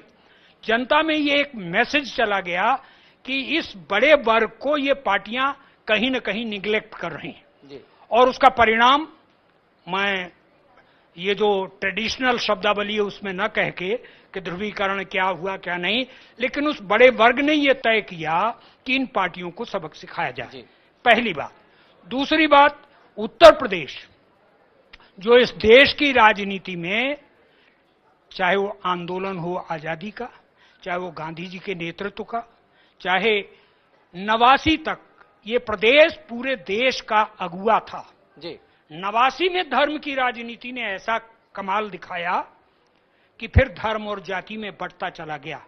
हमारी कोशिश थी कि ये चीजें बदलें और मुद्दों पर राजनीति हो, लेकिन ये चुनाव में जिम्मेदारी से कहना चाहता हूं, इसमें दो चीजें गायब दिखी, एक तो मुद्दे और दूसरी जनता। चलिए त्रिवेदी साहब, आपको क्या लगता है कि जनता ने तो किसी लायक ही नहीं छोड़ा आपको? ये सभी पार्टियों के लोग जनता को जनार्दन शब्द से संबोधित करते हैं जी, और वास्तव में जनता ने जनार्दन का ही काम किया है जी। ऊपर वाला देता है तो छप्पर फाड़ के जी, पूरी कहावत चरितार्थ हो गई। इससे पहले भी उत्तर प्रदेश की जनता ने बसपा को बहुमत दिया था, पूर्ण बहुमत दिया, भयंकर तरीके से दिया, समाजवादी पार्टी को दिया, भयंकर तरीके से दिया, आज भारतीय जनता पार्टी को दिया है, जब भयंकर कुछ ज्यादा ही छप्पर फाड़ कर दे दिया। मोहसिन रजा साहब, आप तो पूरे रंगे हुए हैं गुलाल से, जिम्मेदारियां बढ़ गई हैं और क्या लगता है आपको? नहीं, जाहिर सी बात है जिम्मेदारियां बढ़ गई हैं और जिम्मेदारियों का निर्वाह किया जाएगा क्योंकि हमारे ये परिवर्तन का वोट है, विश्वास का वोट है, विकास का वोट है। और जो बात अभी सत्यदेव जी कह रहे थे कि 89 से यहां पर जो भी हालात हुए तो कहीं ना कहीं उसके जिम्मेदार ये खुद थे और 79 से लेके आज तक जो नहीं किया था ये उसका रोष भी था आवाम में। और ये यहाँ पर धार्मिक और जाति और सारी चीजों से हट के वोट हुआ है, तभी आप इतनी बड़ी प्रचंड तभी शमशान और श्मशान की भी चर्चा। दीपक मिश्रा साहब, यहाँ तो सीधे तौर पर मान लिया गया है शिवपाल सिंह यादव के द्वारा कि अहंकार की हार हुई है, आपको क्या लगता है? देखिए, यह एक सकारात्मक स्वीकारोक्ति है जिसको नकारा नहीं जा सकता। हम पराजित हुए हैं तो आत्ममंथन करेंगे, कहीं न कहीं कुछ न कुछ गलत तो हुआ, चाहे वो हमारे द्वारा हुआ या परिस्थितियों द्वारा हुआ है। लेकिन एक बात मैं स्पष्ट कर दूं कि हम सार्थक, सकारात्मक, प्रबल और प्रतिबद्ध प्रतिपक्ष की भूमिका के लिए तैयार हैं और फिनिश पक्षी की तरह से हम दोबारा इनके जीत के गुब्बारे की हवा ये जैसे जीते हैं वैसे ही परास्त करेंगे। चलिए, आप सकारात्मक विपक्ष की भूमिका निभाइएगा, वैसे जनता ने इस लायक छोड़ा ही है आपको कि सकारात्मक ही रहे आप। कैप्टन द्विवेदी साहब, आप वरिष्ठ अधिकारी रहे हैं और अभी थोड़ी देर पहले केशव मौर्य ने एक बात कही है कि भ्रष्टाचार की जांच होगी। आपने नोएडा से लेकर इलाहाबाद तक के हर चीजों को बड़े गौर से देखा है, क्या लगता है कि उत्तर प्रदेश के इस जनादेश के बाद उत्तर प्रदेश में अधिकारी क्या करने वाले हैं और खासतौर से अगर फाइलें खुली तो क्या कुछ देखने को मिलेगा? सर्वप्रथम मैं ये बताना चाहूंगा कि जांच का जहां तक प्रश्न है, किसी भी व्यवस्था में वो सदैव चलता रहा है। ये दुर्भाग्य था इस प्रदेश का कि लोकायुक्त से जो संस्तुतियां भी आई थी प्रदेश सरकार में, लगभग 47 स्पष्ट रूप से दोष जिसमें सिद्ध हो चुका था, वो भी बस्ते में, ठंडे बस्ते में डाल दी गई। यह किसी न किसी रूप में उसका परिवर्तन आपको देखने को मिला है। यहां पर दो टर्म्स, ये चाहे पिछली सरकार जो अभी जा रही है या इसके पूर्व जो सरकार रही, जनता उससे तंग आ गई थी। परिवर्तन का दौर था और ये ट्रायल एंड एरर होता है।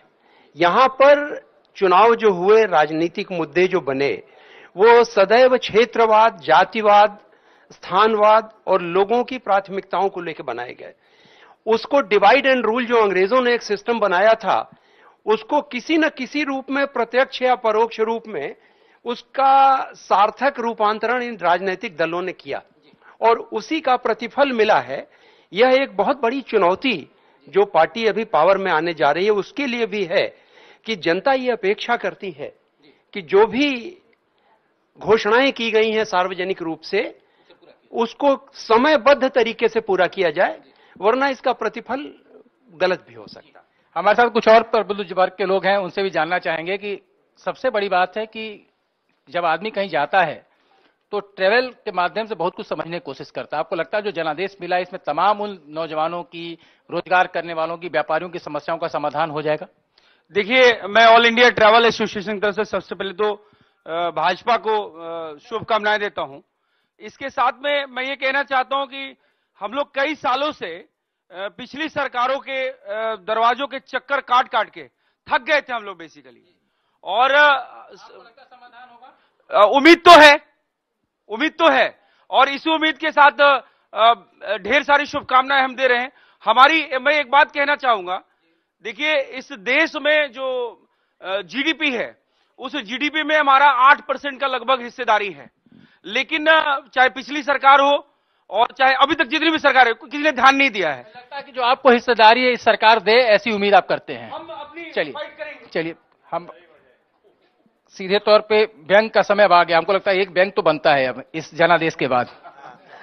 इस नतीजे में कुछ गिरगिटों ने बड़ा अच्छा रोल निभाया है।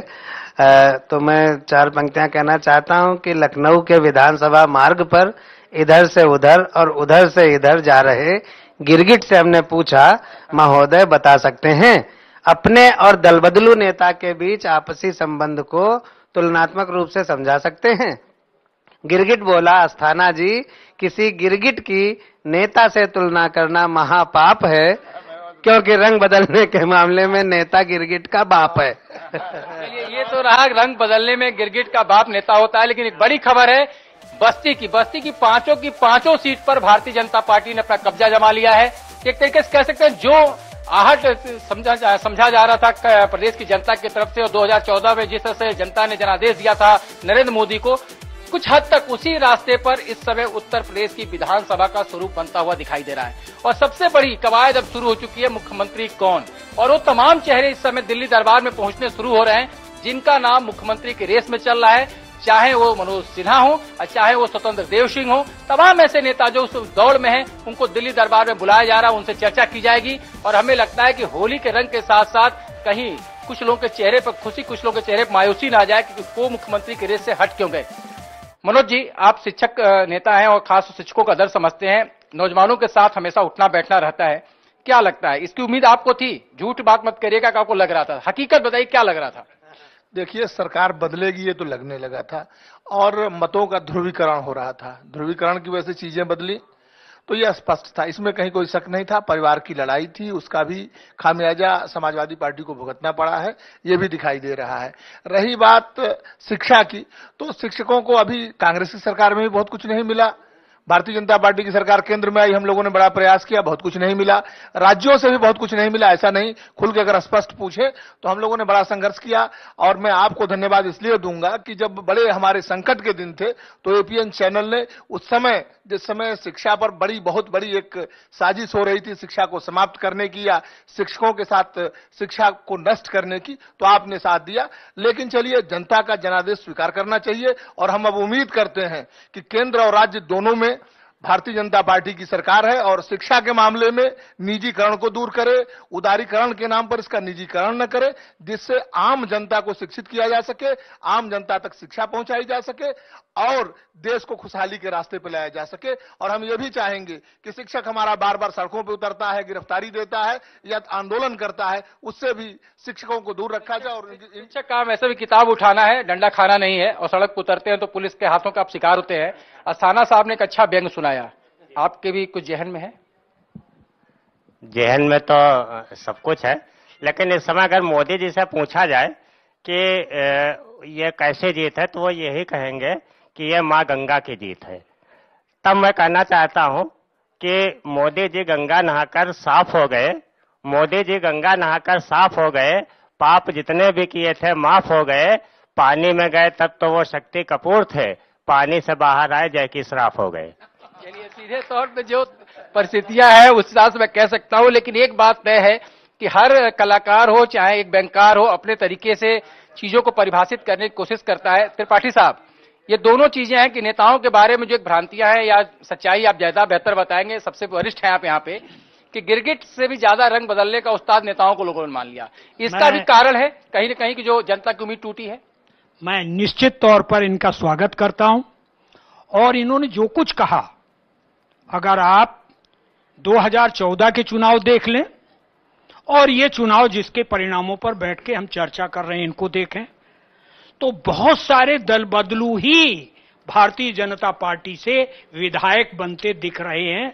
इसलिए इनको साधुवाद और बधाई। अभी आ रहा था कि रीता जी आगे हैं। ये कौन है रीता जी? मुझे कुछ कहना नहीं। अब मैं दूसरी बात कहना चाहता हूं कि राजनीति में बोली और कर्म में कोई रिश्ता नहीं रह गया था। दिक्कत यह है, राजनीतिक दल चाहे हम जिस पार्टी से हो, हम किसी को अपवाद नहीं मानते।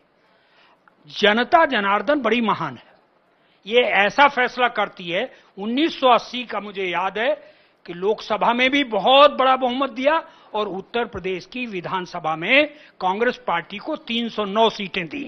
तो वो जब औढ़रदानी की तरह देने लगती है, भगवान शंकर की तरह, तो ये जनता न जाने कहां कहां चली जाती। मैं फिर उसी बात पर आऊंगा, मुद्दे पिछड़ गए हैं, मुद्दों पर कोई बहस नहीं हुई।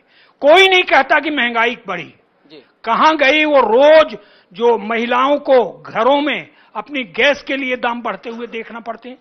आज 700 के करीब सिलेंडर है, कोई चर्चा नहीं। कोई चर्चा नहीं हुई कि महंगाई कोई विषय भी है जी।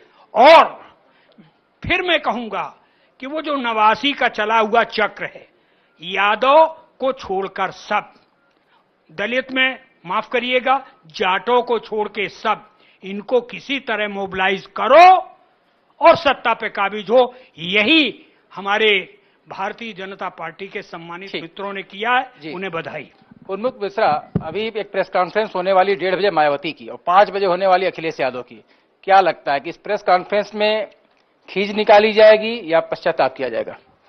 देखिए, मायावती की जो प्रेस कॉन्फ्रेंस होगी वो सीधे तौर पर एक बार फिर मोदी के ऊपर अटैक करेंगी। हालांकि जनता का जो भी जनादेश है उसको स्वीकार तो करेंगी ही, लेकिन ये जरूर है कि मोदी को लेकर वो कहेंगी कि जिस तरह से, और ये भी बताएंगी कि उनका जो दलित वोट बैंक है वो कहीं खिसका नहीं है, जबकि ऐसा हुआ नहीं।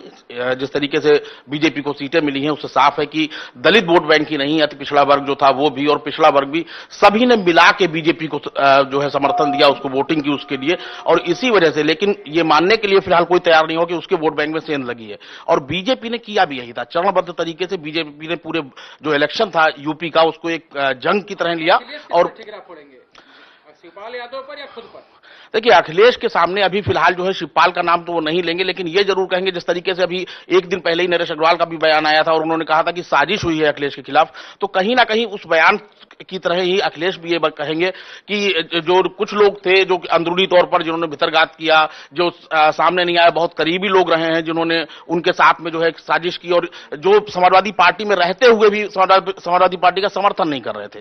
तो ये एक बात जरूर है। दीपक मिश्रा, समाजवादी पार्टी में रहते हुए आप लोगों ने अखिलेश का साथ नहीं दिया, क्यों नहीं दिया? क्यों? चुनाव लड़ाया गया। कहां लड़ाया आपने? कहां नहीं आप तो लड़ाया? जाकर के मणिपुर में चुनाव लड़ा रहे थे और जिसको लड़ाई वो भी हार गई। नहीं, मणिपुर में चुनाव लड़ाने गए थे, मैं एक व्यक्ति था ना, मणिपुर से जाने से पहले किसको लड़ा रहा था? देखिए, ये सब बातें बहुत मायने नहीं रखती हैं। महत्वपूर्ण यह होता है कि जब लोकतंत्र में आप पराजित हुए हैं तो पराजय की उन्मुक्त समीक्षा कीजिए, आत्ममंथन कीजिए और उसके बाद उन कमियों को दूर करिए और दोबारा फिर आइएगा। समाजवादी पार्टी पहली बार थोड़ी हारी है, इसके पहले भी हारी है और जितनी बार हारी है उतनी बार उससे द्विगुणित सशक्त हुई है। ये तो समाजवादियों का इतिहास है। 67 में हारे, 77 में दिल्ली और लखनऊ सब कब्जा कर लिया। चलिए, मतलब ये कोई नई बात नहीं। एक बार हारे, एक बार और हार जाएंगे, आने वाले समय में हार जाएंगे, कोई फर्क पड़ता नहीं। मोहसिन रजा साहब, तो मुख्यमंत्री की बात सबसे अहम होने जा रही है, क्योंकि अब तो जनादेश मिल चुका है, अब मुख्यमंत्री कौन? आपने पिछड़ों की राजनीति की, आपने कोशिश की विकास की बात करने की, मुख्यमंत्री का चेहरा किसको लेकर आएंगे आप? देखिए, ये पार्लियामेंट्री बोर्ड की जिम्मेदारी है। अभी पार्लियामेंट्री बोर्ड तय करेगा कि कौन मुख्यमंत्री का चेहरा होगा, और इस पर प्रश्न अभी थोड़ा जल्दबाजी होगी। लेकिन जो बात अभी सत्यदेव जी कह रहे थे, मैं उसका थोड़ा सा जवाब देना चाहता हूं। और एक चीज ये कहना चाहता हूं कि जैसे अभी आप पूछ रहे थे दीपक से, तो मुझे लगता है कि अब जिम्मेदारी जनता ने पूरी तरीके से, उत्तर प्रदेश की जनता ने जिम्मेदारी भारतीय जनता पार्टी को दे दी है। और जिस तरह की बहुमत है, इस तरह से हम इनकार नहीं कर सकते कि अब इनको हम नहीं कह सकते किसी भी जगह पर, क्योंकि ये विपक्ष के लायक भी नहीं छोड़ा है जनता ने इनको। तो बहुत बड़ा उनका हम धन्यवाद करते हैं उत्तर प्रदेश की जनता का, और हम जिम्मेदारी को लेंगे और उम्मीद करते हैं कि हम जो वादे करके आए हैं उसको और बेहतर से बेहतर तरीके से करेंगे, ताकि जनता, हमारे जो मोदी जी पर विश्वास है जनता का, वो अटूट रहना चाहिए, वो टूटना नहीं चाहिए। जी चलिए, हम सीधे चलेंगे दिल्ली स्टूडियो में, क्योंकि वहां भी पल पल की जो खबरें हैं वो आ रही हैं। तो सीधे तौर पर वहां से भी जुड़ा जाए और देखा जाए कि बस्ती के बाद और कौन से ऐसे जिले हैं जहां पर रिजल्ट आ रहे हैं और खासतौर से किसको कामयाबी मिल रही है। क्योंकि सबकी नजरें कहीं अगर इटावा में जसवंत नगर पर शिवपाल सिंह यादव पर टिकी है, तो कुंडा में राजा भैया पर टिकी है, तो हरदोई में नरेश अग्रवाल के बेटे पर टिकी हुई है। लखनऊ की सारी सीटें इंपॉर्टेंट हैं, जहां पर इस समय स्वाति सिंह चुनाव लड़ रही हैं या रीता बहुगुणा चुनाव लड़ करके लगभग बढ़त बनाए हुए हैं। तो क्या कुछ हालिया घटनाक्रम चल रहा है जनता की नजर के हिसाब से, जब बैलेट मशीन जब खुल रही हैं उसमें क्या नतीजे निकल रहे हैं, उस पर नजर रखेंगे। सबसे बड़ी बात है कि इस समय लखनऊ में तमाम जो मेहमान बैठे हुए हैं, हम चर्चा की शुरुआत करें। और जो बात इस समय मायावती ने आरोप लगाया है कि मशीन की गड़बड़ी को लेकर के, ये कमोबेश उसी तरह का बयान है जिस तरह से 2009 में मुख्तार अब्बास नकवी ने 1100 करोड़ दिल्ली के अपने कार्यालय में दिया था, जब उनको शिकस्त मिली थी और यूपीए 2 की सरकार बन गई थी। असारा साहब, हम आपके एक मैसेज के साथ शुरू करेंगे, क्योंकि आप बैंकर भी हैं और एक समाज के लिए प्रहरी का भी काम करते हैं। उसके बाद हम बाकी मेहमानों से पूछें। मोहसिन रजा साहब सामने बैठे हैं और अब सरकार बन गई है। मेरी ये इच्छा है एक साहित्यकार के नाते, एक समाज सेवक के नाते, एक हिंदुस्तानी के नाते, सिर्फ 2 पंक्तियों में बात कहूंगा कि दिवाली अंग्रेजी में लिखिए तो वो ALI अली पर समाप्त होती है, रमजान अंग्रेजी में लिखे तो RAM राम से शुरू होता है। इस कामना के साथ कि दिवाली में अली बसें, राम बसें रमजान, दिवाली में अली बसें, राम बसें रमजान, हमको ऐसा चाहिए अपना हिंदुस्तान। तो जो भी पार्टी सत्ता में आए वो पूरी तरह से इस तरह का हिंदुस्तान बनाने की कोशिश करे। पूरी देश की जनता अब निजाम के साथ में है, जो जमहूरियत ने जो फैसला किया है पूरी जनता उसके साथ है। बस हिंदुस्तान इसी तरह का रहे कि दिवाली में अली और रमजान में राम बसे। चलिए, किसी के साथ साथ एक मैं खबर भी देना चाहूंगा अपने चैनल पर कि सूर्य प्रताप शाही जो भारतीय जनता पार्टी के पूर्व प्रदेश अध्यक्ष थे, उत्तर प्रदेश में 45,000 वोट से चुनाव जीत गए पथरदेवा सीट से। तो एक बड़ी खबर है इस समय जो तुरंत मिल रही है कि 45,000 वोट से उन्होंने जीत हासिल की है। सपा के जो उनके खिलाफ प्रतिद्वंदी थे साकिर अली, उनको उन्होंने शिकस्त दी है। हमारे साथ चंद्र साहब, अभी मायावती को आपने सुना, आरोप प्रत्यारोप चलता, जब शिकस्त मिलती है तो आदमी आरोप लगाता है। ये आरोप क्या खींच मिटाने की कोशिश है कि सीधे मशीन किसी वोटर को दोषी ठहराने के बजाय मशीन को दोषी ठहरा दो? ये बिल्कुल भी मायावती का कहना जो है समझ में नहीं आता है, क्योंकि जैसा अभी आपके वरिष्ठ संपादक ने कहा कि सरकार अखिलेश यादव की है, प्रशासन समाजवादी पार्टी का दिया हुआ है, अफसर सब उन्हीं के अपॉइंटेड हैं। कैसे कौन वहां पर वोटिंग मशीन को करेगा और एक साथ कितनी वोटिंग मशीन में जाकर के वो मैनिपुलेशन करेंगे?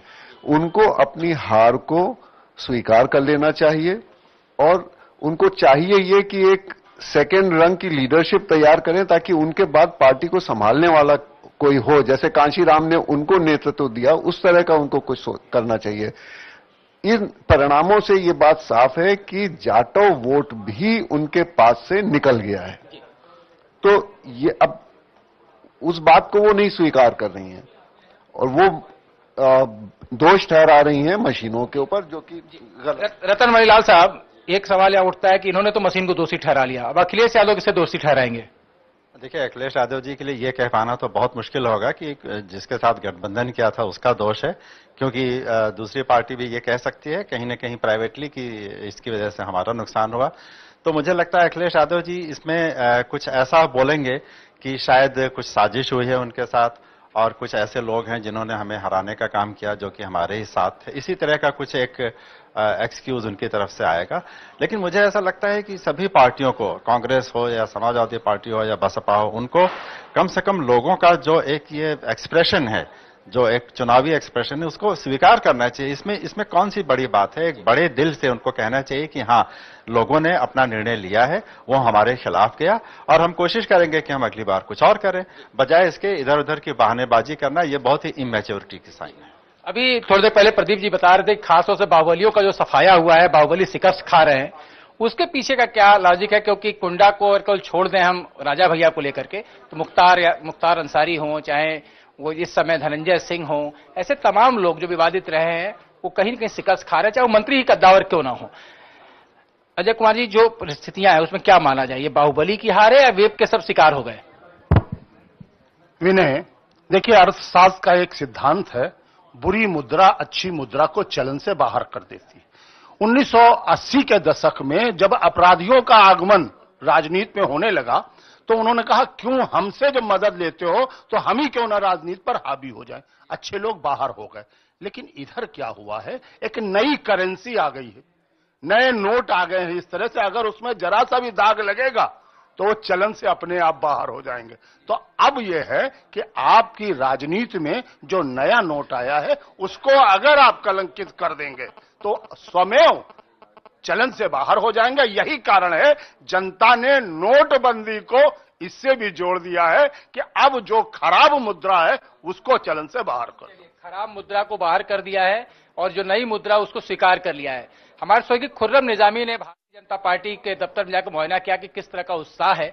जरा उस रंग को दिखाते हैं उसका, जो हमारे पैनलिस्ट है उनके पास चलेंगे और समझने की कोशिश करेंगे कि जो उत्साह है वो जनता को कैसे इसका वो पुरस्कार देने वाले हैं, क्योंकि जनता तो पुरस्कार के इंतजार में बैठी है। लग रहा है कि अभी सिर्फ कार्यकर्ताओं से घिरे हुए हैं, बोलना कुछ चाहते हैं लेकिन भीड़ के बाद जरूर कुछ बोलेंगे और हमें लगता है 5 तारीख को अखिलेश यादव को अगर सुन लें उसके बाद बोले तो ज्यादा बेहतर होगा।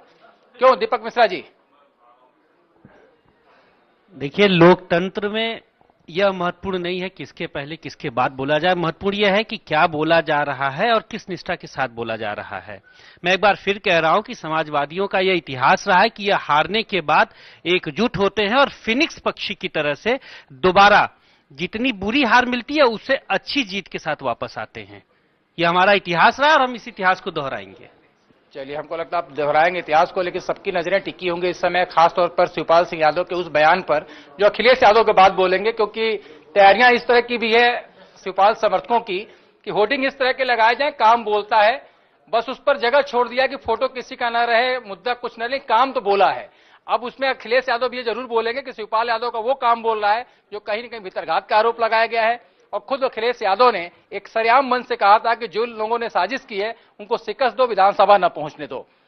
प्रदीप कपूर साहब, क्या लगता है माहौल को देखते हुए अब तो सिर्फ बयानबाजी का दौर चल रहा है, एक दूसरे पर आरोप प्रत्यारोप, किसके तरफ से क्या होगा? सब इसमें जनता का इंटरेस्ट भी नहीं है। जनता ये चाहती है जो सरकार बनने जा रही है वो किस तरह से उनके लिए काम करेगी। देखिए, जनता ने जो इतना अभूतपूर्व बहुमत दिया है भारतीय जनता पार्टी को, तो इस उम्मीद के साथ दिया है कि उसके लिए कल्याणकारी योजनाएं लेके आए। और जो सबसे बड़ी प्रॉब्लम उत्तर प्रदेश में है कि यूथ अनएम्प्लॉयड है, उसके लिए एम्प्लॉयमेंट जनरेट किए जाए और एक अच्छा माहौल समाज के हर वर्ग को साथ लेके चलने का जो बीजेपी को नेतृत्व को करना चाहिए वो बहुत जरूरी है। और विपक्ष को भी अपनी हार जो है वो एक जैसे कहना चाहिए इज्जत के साथ मतलब उसको करना चाहिए और उसमें आप मंथन करें, बजाय ये कि मशीन के बारे में या उसके बारे में दोषारोपण करें। वो बात जनता नहीं मानेगी और वो बात चलती भी नहीं है और उसको स्वीकार करना चाहिए कि जनता का जो भी उनका मत आया है। खास तौर से उम्मीदों पर बीजेपी को उतरना है कि किस तरह से जनता की उम्मीदों पर खरी उतरती है, क्या लगता है आपको? नहीं, निश्चित रूप से बहुत बड़ी जिम्मेदारी है। मैं थोड़ा सा कारणों पर थोड़ी बात करना चाहूंगा। 2 फैक्टर, एक जो जातीय समीकरणों को अपने पक्ष में साधा है वो तो एक बड़ा काम हुआ ही है। उसके अलावा एक जो चीज है वो ये है कि एक अंग्रेजी में एक लफ्ज है परसिवरेंस, निरंतर लगे रहना। तो ये जो लगे रहने वाली चीज है ये सिर्फ उत्तर प्रदेश में नहीं बल्कि जहां जहां ये भाजपा में जब से मोदी युग का प्रादुर्भाव हुआ है तब से लगातार ये चीज हो रही है कि लगातार ये लोग लगे हुए हैं और उनके फुल टाइम राजनीतिक। इसके मुकाबिल जो लोग खड़े हुए हैं वो पार्ट टाइम राजनीतिक लोग हैं। राहुल गांधी उनके प्रतीक हैं, अखिलेश यादव जी भी मुख्यमंत्री रहते हुए जिस हद तक सक्रिय रहे हैं वो हम सब लोग जानते हैं। तो ये एक तरह से लगातार लगे रहने की और डटने की भी विजय है। ये इसमें नीतियों का, पॉलिसीज का ज्यादा योगदान मुझे दिखता नहीं है। आपने पार्ट टाइम बात कही, अखिलेश यादव ने खुद ही कहा कि वो तो रथ चलाना चाहते, 6 महीने पहले रथ ही नहीं चला पाए। तो जो चुनाव कैंपेन में पिछड़ जाए वो 5 साल क्या किया होगा, ऐसा कुछ है? निश्चित रूप से अगर भारतीय जनता पार्टी की बात की जाए तो उसने अन्य पार्टियों को बहुत पीछे छोड़ दिया।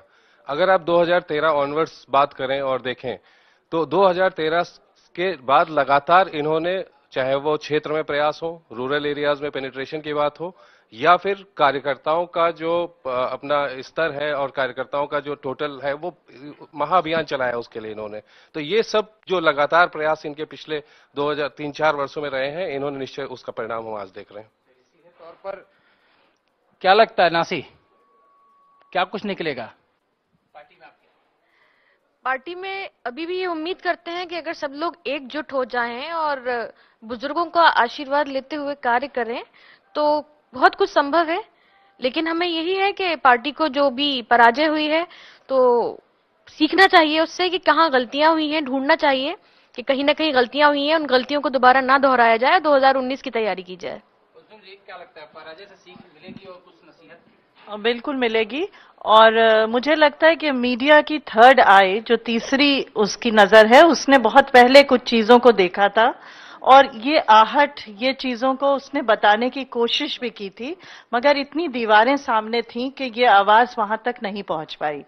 जहां तक अब है, इस वक्त बहुत मंथन की जरूरत है, माइनॉरिटीज को खास तौर पे बहुत कुछ सोचने की जरूरत है। और जैसे बहुत पहले मुझे याद है पहली बार जब बीजेपी गवर्नमेंट उत्तर प्रदेश में आई थी तो डॉक्टर कल्बे सादिक साहब से मेरी बात हो रही थी और मैंने उनसे पूछा था कि आज जो है जो मतलब उसके लोग हैं माइनॉरिटी के, वो बहुत डरे हुए हैं। तो उन्होंने कहा था ये डर क्यों है, अगर राम राज आ रहा है तो किसी को डरना नहीं चाहिए। तो हम ये उम्मीद करेंगे कि माइनॉरिटी के लोगों को ये उम्मीद करनी चाहिए कि यहाँ पर अगर राम राज आता है तो विकास और हर चीज उनके साथ रहे। और ये पार्टी की जिम्मेदारी है कि वो ये देखे कि राम राज आए और वो राम राज काफी देर तक रहे। राम राज आए और काफी देर तक रहे। और नरेंद्र मोदी ने ऐसे भी कहा है सबका साथ सबका विकास। क्यों मोहसिन रजा साहब, सबका साथ सबका विकास? देखिए, सबसे पहले तो मैं मायावती जी का जो बयान आया, और मैं सभी को और खासकर उत्तर प्रदेश के तमाम अल्पसंख्यक भाइयों को, बहनों को, माताओं को, सबको धन्यवाद देना चाहता हूं कि इतनी बड़ी जीत में ये बिल्कुल नहीं माना जा सकता कि उन्होंने हमें वोट नहीं किया। ये उसका उदाहरण है। और मुझे लगता है कि जो बात अभी हमारी बहन कह रही थी उस पर भारतीय जनता पार्टी ही खरी उतरेगी और कोई पार्टी नहीं उतरी है। हमेशा अगर अल्पसंख्यकों की बात की जाए तो इन तीनों पार्टियों का इतिहास देखा जाए, इन्होंने इस्तेमाल करने के अलावा, अगर यूं कहें कि कांग्रेस ने तो सिर्फ इतना किया था, एक टोपी, कुर्ता पैजामा और मदरसा दे दिया था कि आपका यहीं से सब कुछ तय होना है, इसके आगे आपको नहीं जाना है। तो हम वहां से बाहर निकाल रहे हैं, एक हाथ में कुरान और एक हाथ में लैपटॉप देकर उनको मुख्य धारा में जोड़ने का काम कर रहे हैं। नरेंद्र मोदी ने ये कहा है। ये कह रहे हैं कि आप लोगों ने टोपी और मदरसा दिया था, ये तो हाथ में लैपटॉप और कुरान दे रहे हैं। विनय, निश्चित तौर पर पहले तो भारतीय जनता पार्टी को इतनी बड़ी सफलता के लिए बधाई। हाँ, ये जरूर है कि लोकतंत्र में ये चुनाव, उत्तर प्रदेश के चुनाव और इन 5 राज्यों के चुनाव ने दिखाया कि लोकतंत्र एक नई दिशा की तरफ बढ़ रहा है। आप देखिए, दुनिया में 2 बड़े लोकतांत्रिक देश हैं, अमेरिका और हिंदुस्तान। वहां पर भी और वहां का नजरिया भी, वहां ट्रंप जैसे लोग सत्ता नसीन होते हैं, और यहां भी स्थिति यह है कि ये चीज देखी जा रही है कि वो लोग जो सेकुलरिज्म की बात करते हैं, कहीं न कहीं उन्हें ये बात कहीं परिभाषित कर दिया जा रहा है कि ये अल्पसंख्यक परस्त लोग हैं, ना कि अल्पसंख्यक परस्त ही नहीं, ये देशद्रोह, लगभग देशद्रोही की स्थिति में आ जाता है। देशद्रोही और देशभक्ति की इशू को लेकर ये चुनाव लड़ा जा रहा है। और हमें लगता है ये आने वाले समय में लोकतंत्र के लिए सबसे घातक स्थिति होगी। मनोज मिश्रा जी, सबसे बड़ी बात है कि कह रहे हैं लोकतंत्र के लिए घातक स्थिति होगी, और खास तौर से भारतीय जनता पार्टी के जो दावे हैं उस पर क्या लोगों का एतबार नहीं है? विपक्षी आप पर अभी भी हमलावर है, क्योंकि आज रिजल्ट आ रहा और आज ही से हमलावर है। नहीं, देखिए, ये तो स्वाभाविक नहीं दिखता, लेकिन जिस तरह से आप कह रहे थे कि लोकतंत्र के लिए घातक है, लोकतंत्र में जनता के निर्णय को घातक बताना बहुत उचित नहीं है। और विपक्ष की आज अगर ये हालत हुई है तो जनता के निर्णय और उसकी भावना को न समझ पाने के कारण हुई है। आप ये बात देखिए कि जो आज जनादेश आया है और जनादेश में जिस तरह से भारतीय जनता पार्टी की बढ़त है, उससे ये लगता है कि मोदी जी के 2.5 साल के कामकाज की ये एक समीक्षा थी और जिसको पूर्ण नंबर दिए हैं उत्तर प्रदेश की जनता ने। तो कुल मिला के ये मोदी जी के 2.5 साल के कामों की समीक्षा है, उन पर विश्वास है, संगठन की कुशलता है और माननीय अमित शाह जी के नीतिगत निर्णय जो पार्टी के हैं उनकी विश्वास है, प्रदेश अध्यक्ष जी, प्रदेश संगठन मंत्री जी का एक कौशल है। तो इस तरह से ये सारा लोग देखा जाना चाहिए।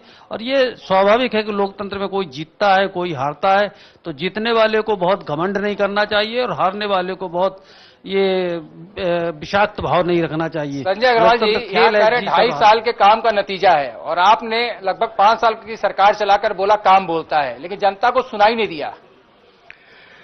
देखिए जनता ने क्या देखा है, ये जो जवाब है ये आप देख रहे हैं, लेकिन मैंने जो देखा है, मैं इस पूरे उत्तर प्रदेश में घूम के आया हूं पिछले 1 महीने 5 दिन तक। अब तो घूमने के बाद जनता घुमा रही है। मेरी बात तो सुन लीजिए, जब आप मुझसे सुनना चाह रहे हैं तो मेरा जवाब तो सुन लीजिए। कहीं भी इतना खराब रिजल्ट समाजवादी पार्टी का मुझको नहीं लगा, क्योंकि मैंने इस पर सैकड़ों सभाएं करके आया उत्तर प्रदेश में जी। 5 तारीख से 1 मिनट मेरी बात तो सुनिए पहले। बोलिए, कितना कहेंगे? कंप्लीट करिए। देखिए यहां से भी जो एक्सपर्ट्स हैं वो यही कह रहे, कितना कहेंगे आप? मैं आज मोदी जी, भारतीय जनता पार्टी ने